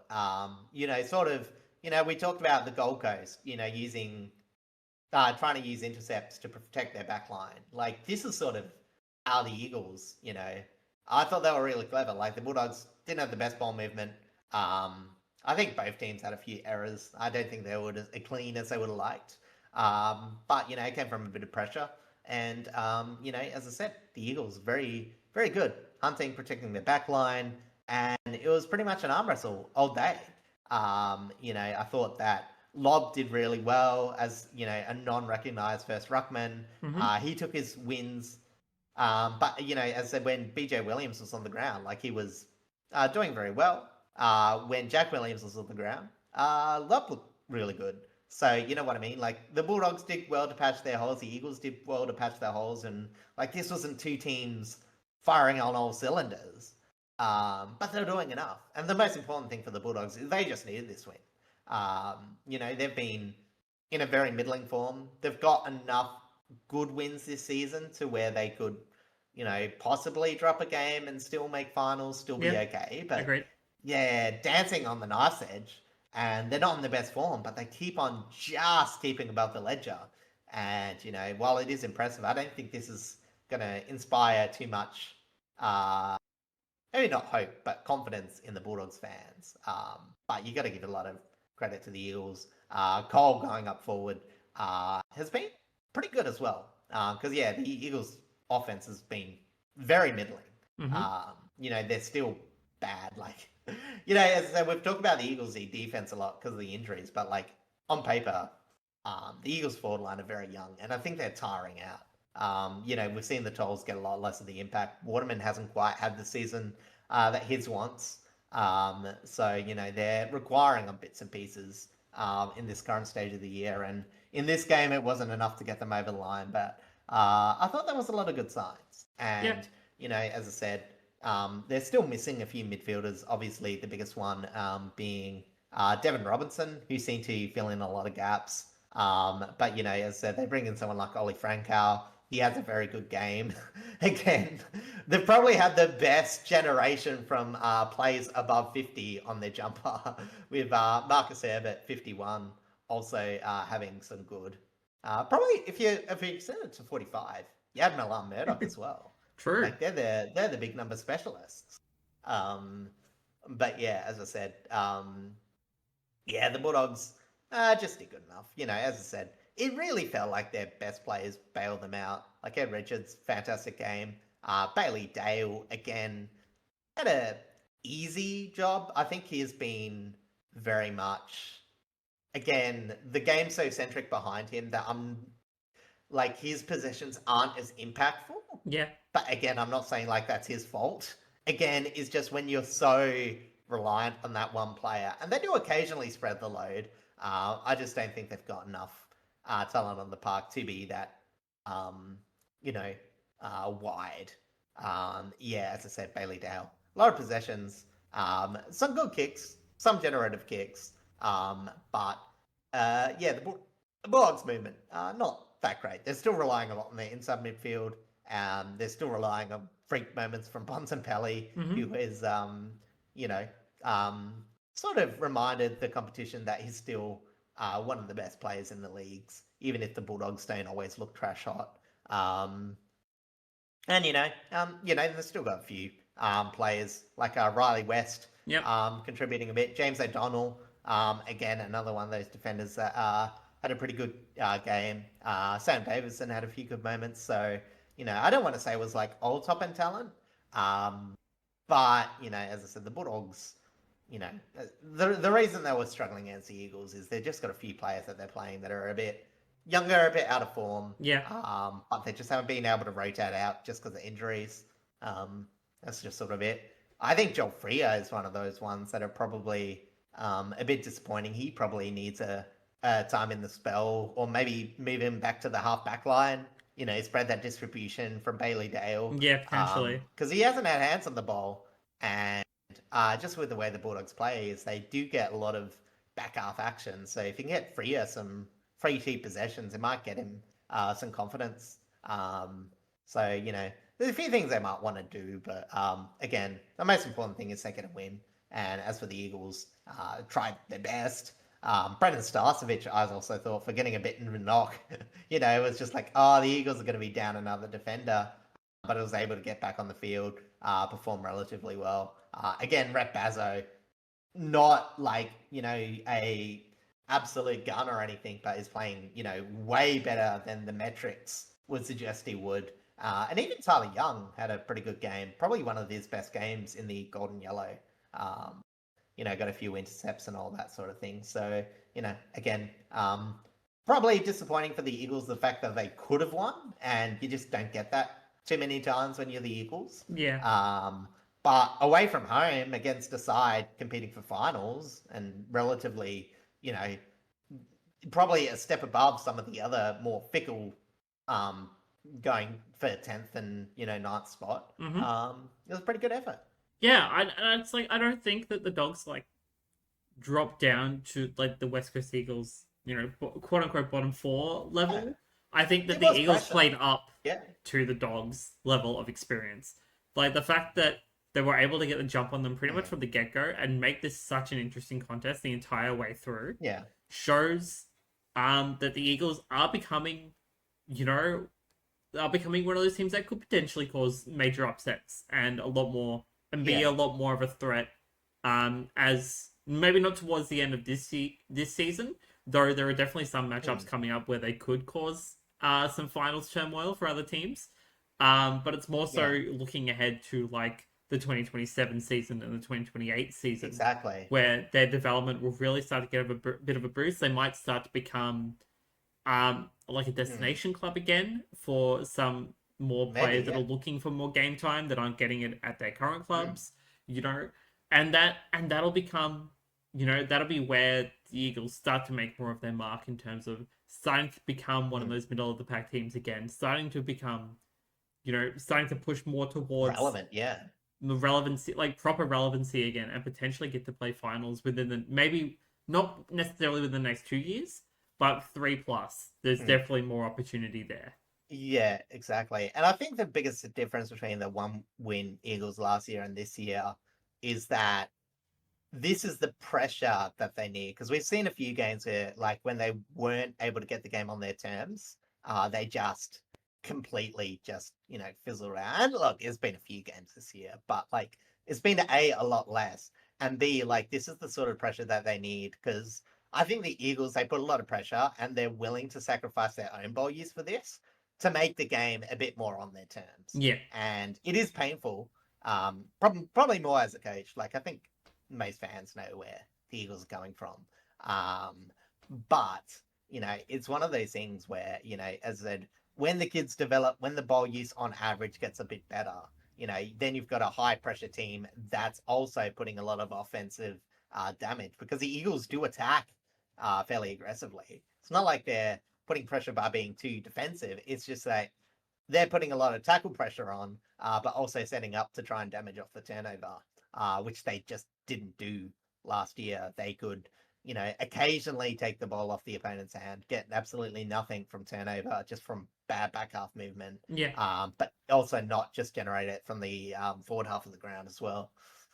Yeah, that's right. Like the Eagles have done a lot better in terms of where they're able to get their score generation from, even if the accuracy and their forward line isn't entirely there all of the time.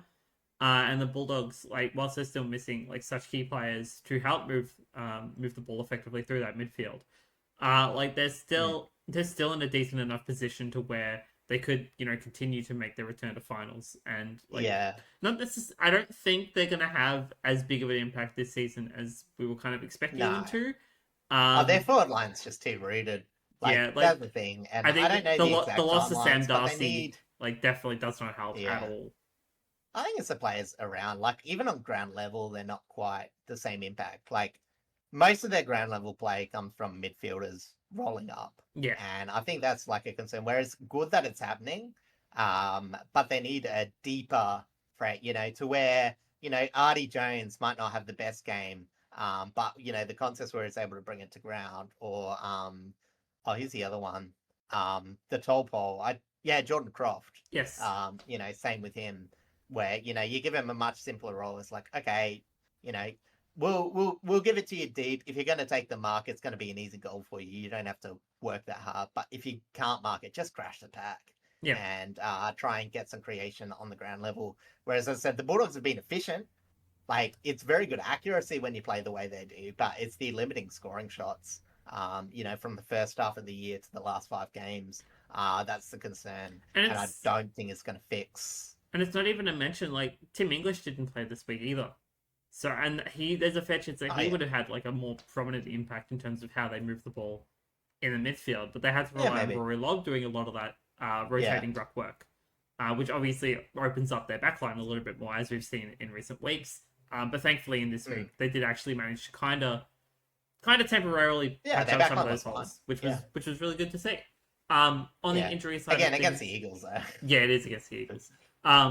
But on the injury side of things, Bailey Dowd did come off at some point with some sort of issue. It'll probably be more so reported on when the injury lists are out later today. And Brandon Starcevich with the double whammy again, as we had briefly mentioned earlier, he came off with a hit in the eye. Had to get strapped up for that, but did come back on. Then unfortunately got his ankle stepped on at some point, I believe by Rory Lobb, and had to come off for that. Yeah. But he did manage to come back on and play out the game. Malicious free.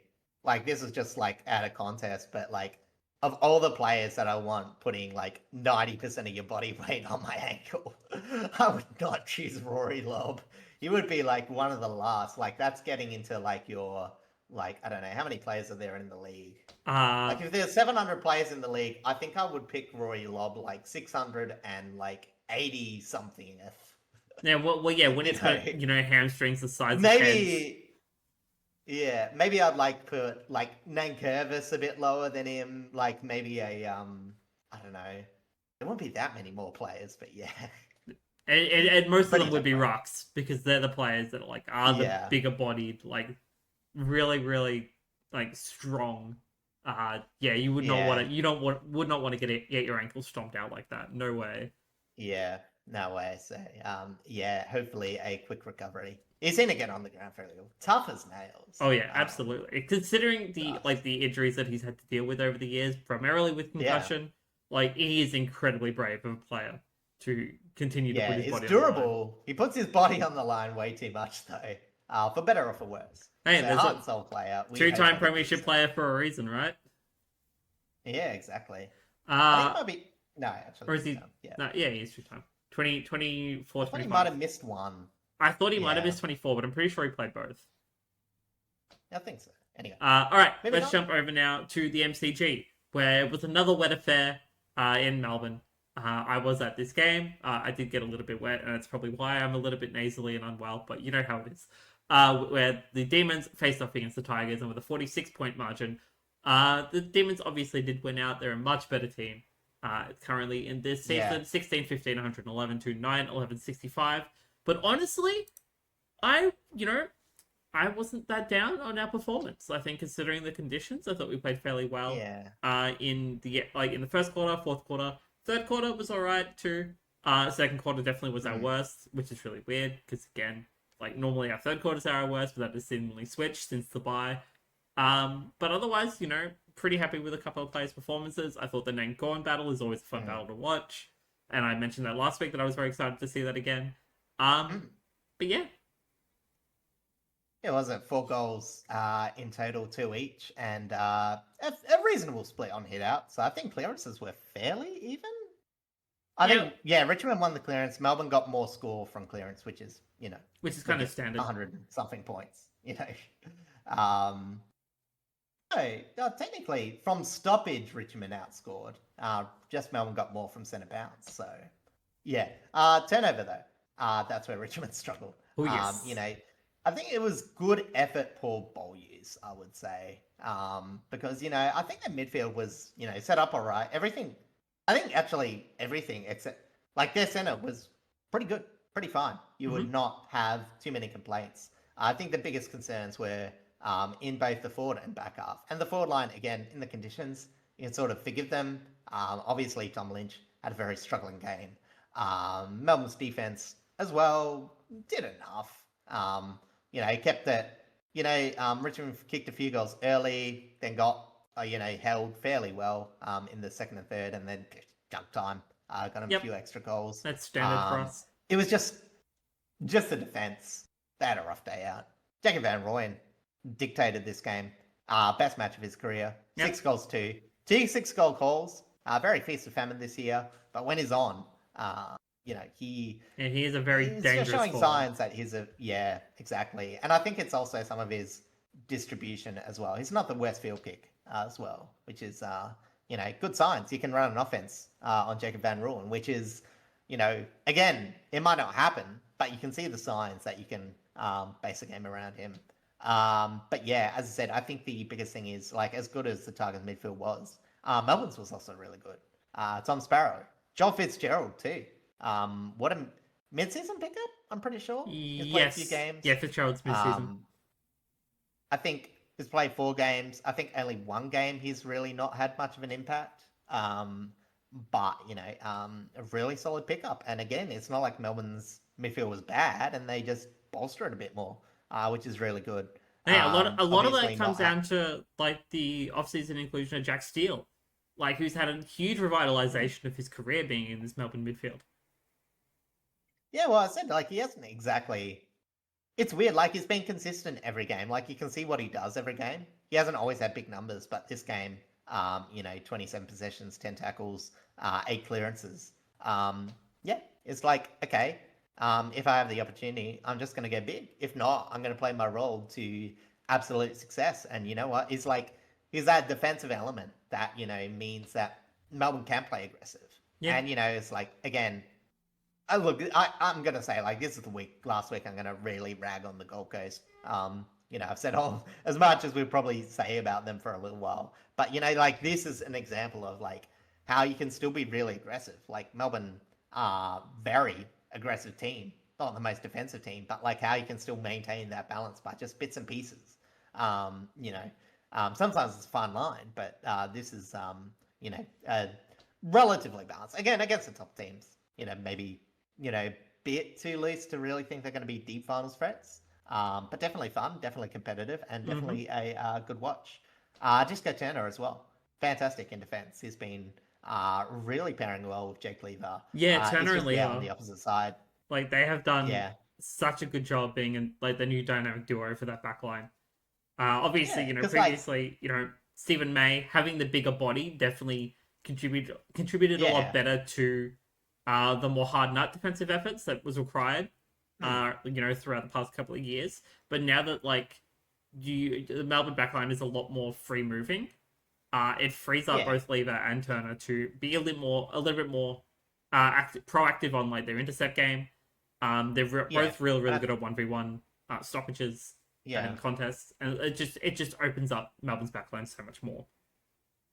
And I think, as I said, I don't think Melbourne's the best defensive team out there, but like you can see their flexibility as well, because like obviously very under the radio. Chang'e GF, he's been useful because he adds a bit of variety. Where I think Melbourne needs his pace in defense, and maybe like he's not been the most utilized player. But I definitely think he has a role in that back line, and I think that he's still being useful while not having like the best stats, of a back half player. So Agreed. as I said, it's just Melbourne getting the most out of their players, and you know, Richmond's a bit too young to be doing that. They had a few players drop off. Did have a nice debut, a very good goal, and a very fast start by Zane Puka. First kick, first goal. Love to see which is it. a bit of an upside. Love to see it. Whereas, yeah, as I said, I think Richmond, good middle form, some good players, and then I think it's just after like the players that did well, there's a pretty big drop off. In inconsistent performances. Yeah, it's just what you kind of expect out of a young redeveloping team. Their defense their defense has fallen whole. Like that's the biggest concern Eze has at the moment, and it shouldn't quite be as bad as it has been in this last month. So they'll be working to patch that up. I do think that Nick Floston had a lot better of a game this week compared to his past 2 weeks. So I'm very happy to see that.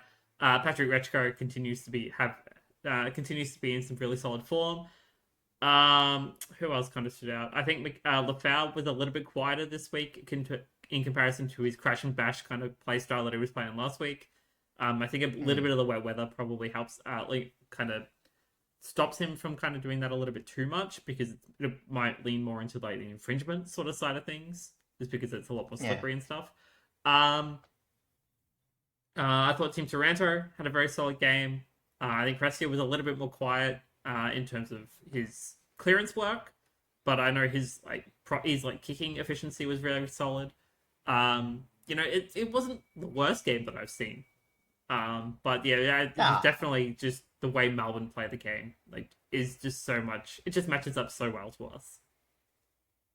Yeah, exactly. Like there wasn't much signs of resistance from the Tigers, and again, when your backline's struggling, like not being able to restrict outside ball movement is a killer. And since there's not much to talk about, we're gonna go to, after you've run through the bits and pieces, another game where that's been the case. But we do have one injury to go through. We do. Harrison Petty was ruled out late with a hamstring. He must have done it on the warm-up, which allowed Jake Melksham to come back into the side. And given it is a hamstring concern, Petty will probably be ruled out for this week, I imagine, which probably allows Melksham to get another opportunity to come back into some decent form. Yeah, probably the last roll of the dice. But I think it's good overall, because again, theoretically, it's probably Melksham's last year. I would imagine so. He's a very reduced role. He's pushing retirement, so that's either going to be one more year or close. Of break Melksham in case of emergency, it just shows that they've got a bit of depth for finals if the worst happens and they lose like a Van Rooyen or a Petty. Petty's arguably sort of that stopgap player, and he has been for so many years. Like he's always been useful, but never been fully utilized. Yeah, he's just been drifting to wherever it's needed. I don't think he's going to be Melbourne's favourite player, but I think after his career, when people reflect on it, I think they should be thanking Petty. They shouldn't be petty towards Petty. I agree. Because, again, like McDonald, just whatever he's been asked, he's been doing it to a solid effort. Yeah. All right, let's go over now to the Sam Draper Cup, where the Brisbane Lions hosted the Essendon Bombers up at the Gabba, and it was an absolute decimation. 90-point margin, 22-17, 149 to 8-11, 59. From what I understood of the game, 90 points was flattering. Brisbane were very, very mean. Didn't let Essendon do anything until the last quarter, when they did kick 7 goals. But apart from that last quarter, the Bulls spent about 61% in Brisbane's forward half. The only real upsides for Essendon was Durham and Roby. Looked okay in stoppages, even though their overall stoppages were pretty lackluster. Merritt, they're just mucking around with him at this point. Played a lot of halfback. Didn't really have much of an impact. Apparently he's ruining a few people's Supercoach's team. As he's, ever since the sacking, he's only played one game with over 50% time in It's midfield. like they're trying Centre bounces. It's like they're trying to purposely devalue him so they can, like, they don't have to cough up so much to get rid of him. They're not trying to devalue him. They're trying to figure out life without him, because he's gone at this point. Everyone it's like 100%. If there was a higher, like, he's gone one than Zach Butters, it would be Zach Merritt. Like, I still have, like, that slim, like, an every third dream of mine. It's like the news article of Zach Butters signing. There are two players in the league this season that are basically 100% guaranteed to leave, and that is Butters and Merritt. Yeah.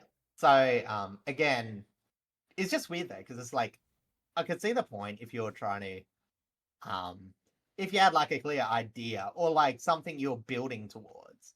But again, this is like the most concernable thing about Essendon is it's very hard to see what they're building towards. So all these floggings, yeah, I mean, like Essendon are just wasting time in this competition in this back half, and that's the concerning thing because it's like you can't like, and I don't think it's all the players. Like there are some players, and you don't want to be too harsh, that just really don't deserve to be playing on what we view as effort.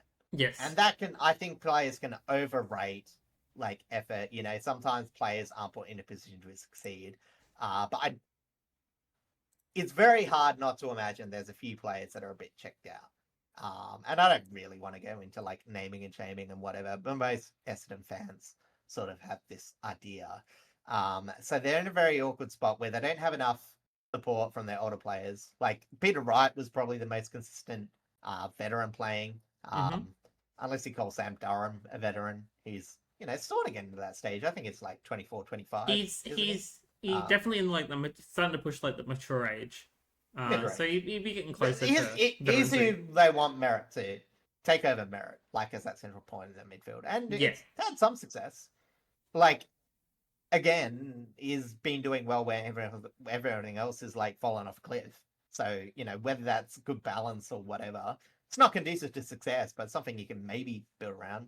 Again, I do think he's like legitimately the only player that's improved since the coaching change, which is concerning because everyone else has been pretty bad. Darcy Parish, like, man, again, it's, you know, again, maybe I'm sort of hinting towards players that, you know, I think have just sort of checked out. No, I don't think you're wrong at all. Maybe but I've never seen a player that's had, like, he's never been the hardest player.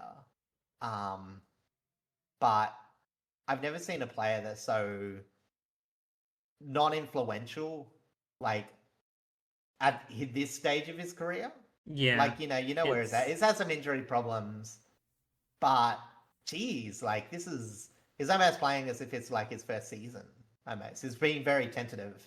And, you know, as I said, again, I'm not going to fully blame him because I do think, like, injury affected, you've had coaches coming in and out, you've had no consistency. A lot of it's injury affected, a lot of it's systemic. Added up. There's just too many issues with the Bombers right now. But, you know, like, Essendon can't afford a player like Parish to, like, not be AFL standard. Yeah. Because they've got young players that need to come in and out that aren't AFL standard. They're trying. I'm sure Parish is trying too, but you know what I mean. Like, there's more expectation as an older player in that squad. Yeah, that's right. But, you know, as I said, so that's where they're struggling. Hard to comment on the Lions. They were just so good. Ashcroft probably played one of the best games in his career, and it'll go unnoticed because Essendon was such a there isn't really too much to really say about the Lions other than that they're just continuing their good run of They got to form. do everything they want. Yeah, they hit their stride at a really really good time because it's Mm. giving them it's continuing to just prove how adaptive they are, how well coached they are, and the fact that like they are still very much in the running to go for that three-peat. Like, yeah, Yeah. they still have to come up against Freo and Sydney again, Mm. um, to kind of really kind of prove that they belong in the top four group Yeah. again. But they're not showing any signs of slowing down, and especially with the re-inclusion of Dane Mm. Zorko, who came back this week from injury, is just continuing to quantify how important he has been for the movement of Yeah. half back. Exactly. And it's like hard because again, Essendon, unfettered access. Like they've been double the rate of the best team in allowing movement. So like, the best team's around 20 to 25% movement from back half to forward half, and like they've doubled that. It's almost a coin flip Yeah, to be able to move the ball. So like it's so hard to judge oppositions against them, but the Lions are doing pretty good. I'll say I'm just gonna go to the loo as you go through the MRO. go for it. And then we'll So start again when we go back. there's a little bit for me to get through in this game's MRO, starting with Sam Draper, who was fined $2,000 for tripping Jai Caldwell. Sullivan Roby was fined $1,875 for contact with an umpire. It's his second offence, that's why it's a little bit higher. And Angus Clark and Jared Berry were both fined $1,000 each for contact with an umpire at separate occasions during this match. But yeah, it's like the Lions are just doing what they do best. Like, we saw this last year, we saw it the year before, where they have very weird first halves, and then they come back and just be absolutely dominant. Like, and that's why we kind of weren't sure whether we'd see it again this year, because their first half was like this year was bleeding into the second half, but then they just flick that switch, and suddenly they're one of the most dominant teams in the competition once again. And that will actually lead us on to the ladder for this week. So obviously Sarek isn't here right now, but I'm going to go through it anyway. Starting with our top four. Fremantle sitting right on top at 60 points. My apologies. Sydney sitting in second position on 52 points. Hawthorn on 46 thanks to that draw against Collingwood. And Brisbane rounding out the top four with 44 points. But by a very, very slim margin on the Crows by percentage. Brisbane on 117.1 percentage. The Adelaide Crows sitting in fifth, also on 44 points on 116.9 percentage. One or two goals basically separates them from their top four spot. It's still currently all to play for the top three. Melbourne also on 44 points, 109 percentage, and that rounds out the top six. Like, it's still so close in terms of how this top four can change. I think Freo and Sydney are still pretty much locked in at this point. Sydney has an not easy enough, but has very winnable games for their run home, so they should have no issues with keeping their top two position. But now jumping over to the rest of the top 10, number 7 is the Western Bulldogs on 40 points. They are definitely doing their best to try and push into their top 6. Collingwood not far behind them on 38 points thanks to their draw against Hawthorn on 104.4 percentage. That won't matter unless another draw occurs, of course. Geelong in 9th on 36 points, and St Kilda rounding out the top 10 on 32 points. On 11th is the GWS Giants, also 132 points, 101.6 percentage. So there's still a bit of a ways off in terms of percentage, but they're getting there. Carlton also 132 points, 91.9, and North Melbourne also 132 points, rounding out the top 13 on 91.4. So there's definitely opportunities there for these teams to try and push the wildcard position, but it's definitely going to be very close. Round 14th is the Gold Coast Suns. As we had mentioned, they're sort of like the best of the bottom four, if they were to drop into the bottom four, on 28 points, with Port Adelaide on 15th, sitting at the top of the bottom four on 24 points, but with better percentage, 101.3. So a one win will easily eclipse the Gold Coast Suns. In 16th position is the West Coast Eagles on 16 points, Richmond on 8, and obviously the Bombers with their still singular win over Melbourne on 4 points with 66.6 percentage, which is really ironic. Yeah, exactly. I meant, as I said, we've got the demons in the league, but the Essendon dealing with a lot of demons at the moment. You know, yeah, I'm not gonna rag too much on it, man. But No, you know, we'll go on to we've said way too much. So let's yeah. jump over to the round ahead, starting with a decent big Thursday night clash, I would say, with Geelong Hmm. and St Kilda playing down in Geelong. Yeah, I mean, look, at this point, St Kilda have a lot to prove. They do like the random wins against Geelong, so that's not out of the question. But you know, as I said, St Kilda, they've been doing okay, getting wins against teams that are below them at a reasonable rate. Haven't really got too many big scalps this year, but been very competitive. But to make finals, they need to take one. So they'll be trying to do it against Geelong, and you know, both of these teams have found good ways to generate run off the halfback. Mm-hmm. And even though they're not the most defensive teams, you know, it'll be interesting. I think the biggest question is how much Geelong's attack suffering is going to make this more even. Because on paper, for most of the year, you would just say, oh, Geelong will outscore St Kilda, no worries. But St Kilda, a lot more creative. And Geelong, maybe a bit less so. And So Geelong have without their also been main goal opened up a little scorer, bit because of their recent injuries hmm, too. So that does beg into well, that's the thing. question how how these teams match up with like what sort of Yeah. inclusions does Geelong need to be able to get like to be able to assure a win in this situation. Because again, like, you know, even though, yeah, St Kilda's defense isn't the best, like Caminiti and Wilkie can definitely take care of Chandonneal on his own.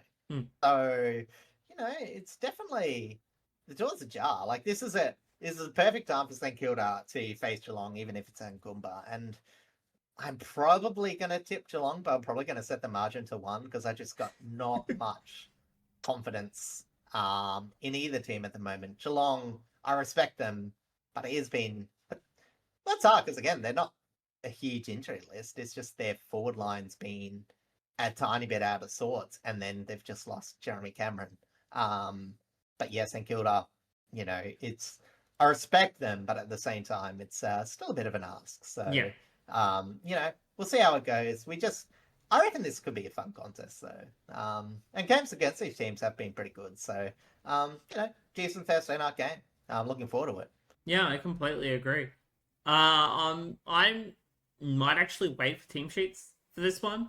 Because I Mm. kind of want to lead St Kilda, but again, St Kilda and GWS, two of the most inconsistent teams to tip, as trended over the past few years. So, you know, safer bet probably Geelong, especially down in Geelong.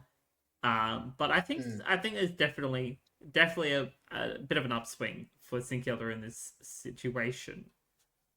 All right, let's jump Yeah. over now to a big Friday night clash up at the Mm. SCG where the Sydney Marquee, Swans I will would say, take for the on week. the Crows. Yeah, I would say this is probably the big marquee game of the week as well. This is Yeah. definitely going to be a very interesting matchup, and you know, with you know the Adelaide midfield being in a very solid run of form, the Sydney Swans have been opened up a little bit in their midfield issues, but we know that they have multiple avenues Mm. of being able to be adaptive. What sort of battle are we expecting in this week? I think this is definitely one of those games where it could be a momentum shift because, like, on paper, both teams have the ability to restrict and generate offense against each other. Like, as I said, like the weaknesses and the pros, like, again, the Crows aren't the best clearance team, but they're very good at restricting score from clearances, where we've seen how Sydney aren't exactly like a clearance winner, but they get very efficient points Hmm. from their clearances. So, you know, for like being a negative clearance team, net, they do get a lot of points from stoppage. So yeah, it's going to be very interesting. I think a lot of this is going to come down to Adelaide's ball movement, where again we've seen it not always being the best. And Sydney Good are applying a lot of pressure. So if they're able to not generate turnovers, I think Adelaide's got this. Whereas Sydney, I think that if, as I said, like I think they'll just be able to play their normal game. It's just how easy are they going to find scoring? You know, when you got a really good tall defense, you know, you're able to restrict Charlie Cameron probably well enough. Charlie Cameron, Charlie Curnow. Yes. Honestly, I think Sydney would love Charlie Cameron, but not this year. Yeah, so Charlie Curnow, and again the other top fours like Donald McLean, whatever they play. Mm-hmm. So yeah, as I said, I think again, if Adelaide just historically and in their run of form should be able to generate enough score to where I think they'll win and they'll prevent enough score. But again, like momentum wise, Sydney have just proven time and time again is like, yeah, on their best, they just generate points from anywhere. And that's where Adelaide's defensive advantage won't actually mean all that much. I think I will back in Adelaide though. Yeah, I think just Travel all right, based on like decent form. recent form, I think I want to back the Crows in on this one. Again, I think Sydney is still going to be very damaging. I think they're going to make this a really, really Yeah. close game. I think Charlie Curnow will have the kicking boots on and will potentially kick a bag if the Crows' backline is not careful. But I definitely want to lean more towards the Crows in this matchup just because I think their recent run of form has proven to be enough to take on the better teams. Yeah, it's pretty much expected. I think most people will be thinking along those lines, but I do think it's a mistake to just no brain tip Adelaide. And also team sheets. Sydney have a few players that can come back Agreed. that have been on the cusp. It's just how quickly they gel. If they gel well, definitely could be a game that they could run away with. Oh, yeah. All right, let's jump over now to our Saturday games. We're starting at the Adelaide Oval. Port Adelaide will be facing off against the Dockers. We are very much probably expecting this to be a bit of a blowout, partly due to the injury side of things, partly due to just Port Adelaide's trying to form. So how badly do you think this is going to go? Oh man, Port, amongst all expectations, have not crapped the bed that much this year. Like bad game against Carlton, bad game against North Melbourne. But against good teams have been surprisingly competitive. This is a lot to ask though. Like your defense is missing one of your more athletic key defenders. Even Jones last week didn't look quite fit, and I don't think even that made the injury report. Like, I remember watching him and seeing he was a bit off the pace. Yeah. But yeah, as I said, there's so much going to it. Like, you don't really need to tell me like tip Fremantle. This isn't going to be in doubt. I would love it if Port putting in some effort, but they're just going to be tired, to be honest. Like they've had a pretty competitive, few weeks. They've been trying to paper over some injuries, and they're just not getting players at a high enough rate back. Like again, I think there's worse injury lists out there, but I think everything's sort of adding up to Port. Failing. But they do have a good record against Fremantle. Only Fremantle's had the one win at Adelaide Oval in recent history against Port. So, positive there. And I think the only other thing I will suggest is Will Brodie. He is a very good chance to come back against his former side, which will be sort of funny. It would be. We love little reunions like that because it makes the game a little bit more fun just to think about. Yeah, I don't really expect all that much. Port missing one of your better defenders, missing your best midfielder, missing your best forward. Missing both your captains. Plus a multitude of other things. Like there's a lot going on for Port, and it's not gonna set up for. Yeah, I don't actually know who we're going to be putting as captain. Like, I think in times where both of them have been out, I think we've put Aaliyah in, but I'm not even too sure he's in the leadership group. I've forgotten what the extended leadership group is, but I hope it's Aaliyah. He's very smiley. He's very happy. If there is a loss, he has one of the better tactical brains, I think, of like Port and like the Port Adelaide sort of system. So I think he'd be a very good. Oh yeah, very smart. Yeah. All right, let's jump over now to a potential really close clash. Honestly, over at Marvel Stadium, where North Melbourne will be hosting the Demons. Yeah, so as I said, Melbourne sort of noted never being that great at Marvel as the MCG. If it was at the MCG, I think most people will be tipping Melbourne. But as I said, as long as they get their monkey off the back, they should be fine. And again, it's going to be interesting to see the midfield battle because again, Melbourne on paper. Oh, sorry, on paper, I think like people would be like at the start of the year, like you'd be picking North Melbourne's midfield. Like it's like, oh, Melbourne lost all their players, yada yada. You know, their players unproven. But like from results, Melbourne by a mile. So as I said, if North can sort of restrict some of that midfield impact, you know, prevent some score being done from the middle, then they might scrap. Again, Melbourne's forward line isn't conventionally threatening, but they can set themselves up to succeed. So, you know, it's about doing those little things, and I don't think North Melbourne have that in them. But at the same time, it's like, you know, a team against Melbourne who aren't the most restrictive defensively, they'll be able to, you know, find a few points from stoppages and all that. So, yeah, it'll be fairly interesting. If North Melbourne can be a bit aggressive, force a few turnovers. Again, Melbourne aren't the cleanest team in the league. And relatively, in terms of like putting the ball into young ball users, they're both pretty much the same. Obviously, North Melbourne have like players like Parker and all that. Melbourne have Steele, but overall, you know, there is a bit of variance to any given ball user. But yeah, I mean, you expect Melbourne to win, but I respect North Melbourne enough, even though I don't think they've had a fantastic year by any means. I do think they've grown enough to where they're a chance in this contest at Marvel. Agreed. As much as I think, yeah, as much as I also agree that I think Melbourne should probably win this convincingly, I think North Melbourne have shown enough to where they deserve that kind of respect, and there are definitely avenues for where they can get the win on the board over the Demons in this one, especially if Dick Larkey finally has his kicking boots on. The past month has not been kind to him, so if he's able to kind of be a little bit more accurate, and this one, it's definitely going to make this a lot closer of a matchup because I think Trenbath has been doing well to kind of cover that base. Some of the midfielders that have been able to push up has definitely contributed a lot better to that as well.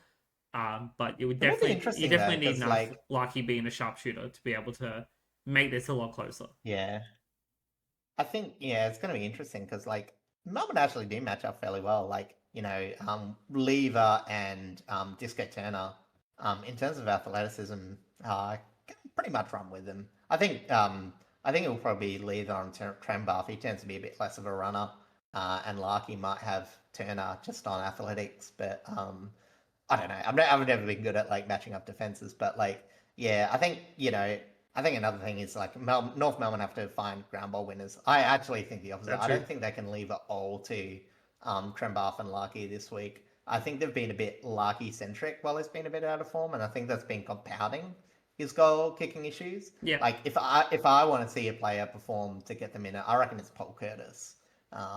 He's got to lift a bit on the ground, but we'll see. Yeah, if you get enough entries, which they've been somewhat struggling with, you know, they might just see a lift of forward impact anyway. Curtis, Darling, Stanty, I think they could all have some pretty solid groundwork impact this week. Yeah. If Larky's not able to, he's not feeling super confident, if he's able to bring it to ground, that definitely opens them up for a little bit more opportunity off of ground balls. Yeah. All right, let's jump over now to our next game in Melbourne at the MCG, where Collingwood will host Carlton. And now that Carlton, you know, are in this weird period of time where they have hit a decent run of form, just had a bit of an unlucky performance against the Hawks. They match up really, really well against the Pies here. Yeah, and I think the biggest thing is obviously the clearance battle, where if you think that Carlton's just going to be able to win, you know, through their strength and clearances and all that, even if Hewitt's out, and we sort of expect him to be out this game, you know, they should have a pretty big advantage. You know, one of the better teams from scoring from stoppage, general clearance winners, more so from centre clearance, but even around the ground, they're not inept. Or at least, you know, Collingwood's one of the worst in terms of clearance differential. Probably in recent times, Gold Coast caught up to them, but they're both relatively bad. It's just, again, Collingwood's defense sort of prevent a lot of that damage. So it's going to be Carlton's going to need their forward line firing. Like, they'll get opportunities and they need to convert. I think this will be a low-scoring tight contest, in my opinion. I think Carlton's defense, like last week, obviously it was a bit stretched, but again, they're a bit taller, they're a bit young, in those conditions, a bit harsh.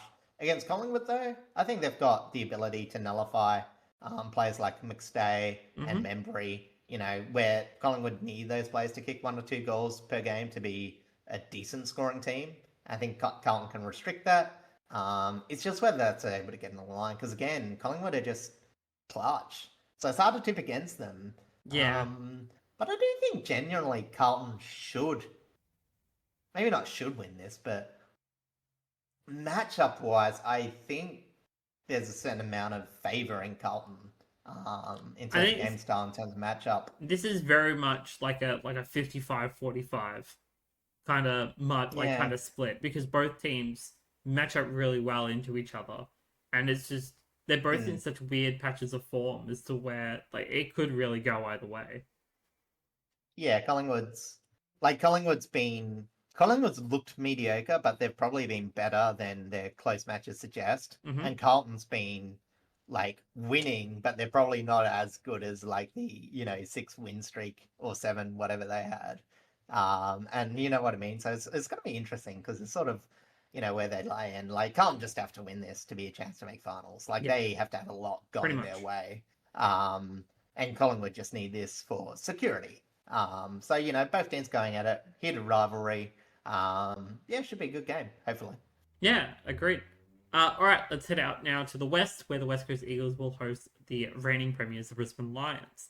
I kind of expect more of the same out of the Lions, but I think with like West Coast development, I think they could still not make it as big of a decimation as one may expect.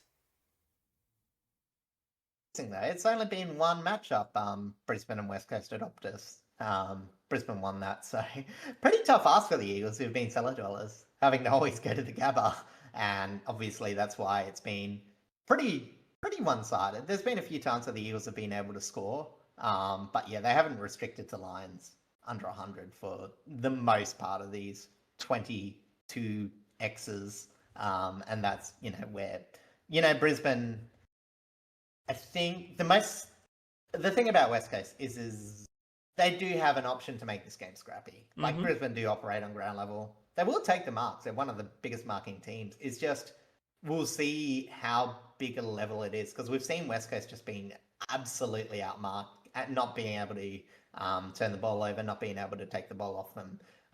So I think the improvement is just to have some territory wins, and keep up with them. Because again, the last few games, like, there was a close-ish game in 2025 when Brisbane was struggling early, 94-75, and then like 2024, 106-93. So, there's like some things to go that West Coast can generate a bit of offense, but again, West Coast forward line has gotten worse in that time. So they're going to need a little luck to convert and run with them. Brisbane's just going to win. It's just like, is West Coast going to kick enough to look respectable, or, unless, something really weird happens and West Coast win, which would be surprising to say the least. It would be very surprising. I just expect more of the same out of the Brisbane Lions. Like they should comprehensively win this. But I definitely think there are avenues to where West Coast can show a lot more of their development against one of the tougher teams in the competition, and at least make it a little bit interesting. Not necessarily like in terms of them being able to win, but definitely make it like a slimmer of a margin than like a huge 50+ blowout or something like that.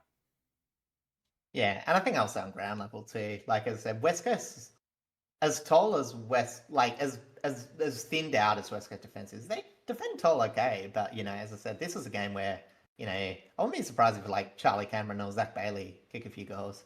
In fact, I'm looking at it now. Like Charlie Cameron's actually kicked more goals than Jake Waterman this year, which I'm a bit surprised about.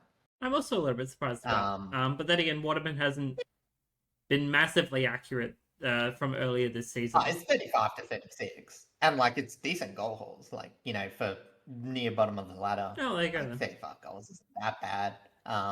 It's more just like realize Charlie Cameron's been that good. I mean, it's been a revival for him. It's just sort of gone under the radar. Yeah, just a little. Anyway, I mean, when you have like I was just yeah, your I was Lomans just really meaning and your yeah.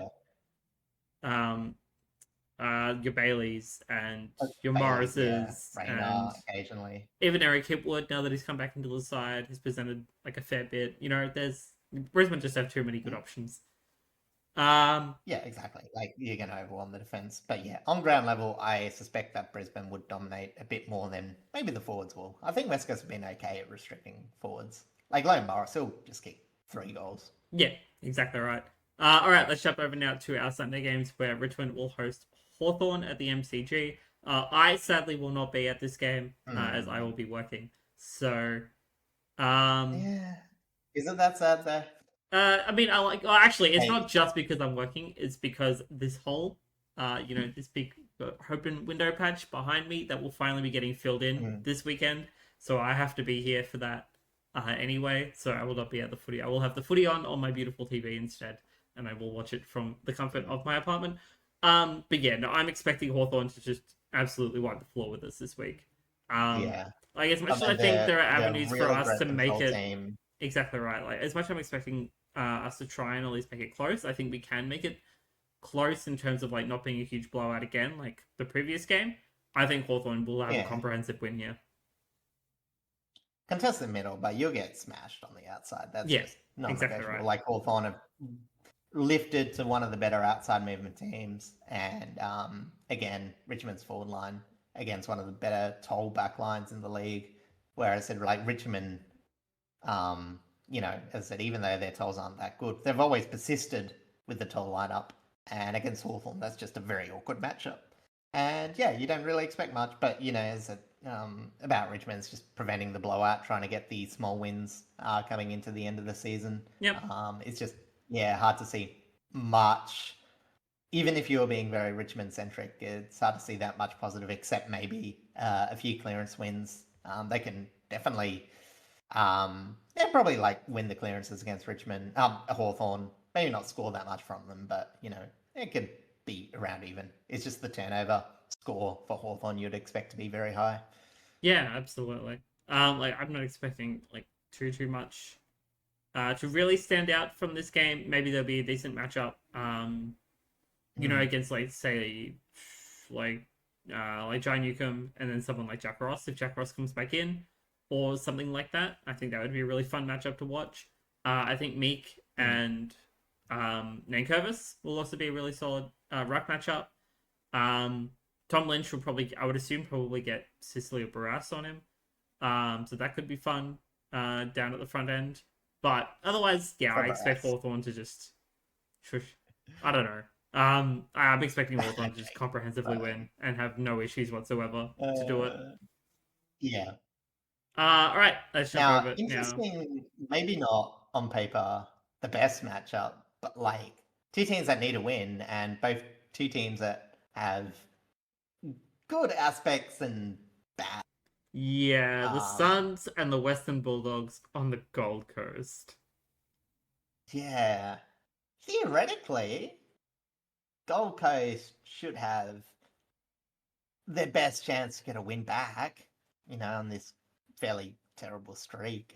As I said, their defense has been awful, but the Bulldogs, I mean, obviously, depending on how good a night that Aaron Norton has, aren't going to punish you that much. In fact, the Bulldogs off turnover have been one of the more mediocre teams, compared to their recent history. But obviously, the biggest thing is the stoppage battle, where Western Bulldogs, they're clearance winners, and you've got Gold Coast, who are such a net negative that theoretically you could just say, oh, the Bulldogs are going to win it out the center and win this game easily. I don't think it'll quite work out that way, but it is really hard to see how, with the Gold Coast being that bad, stop the Bulldogs, even though I don't think it's like the best era of like a Bulldogs bully midfield.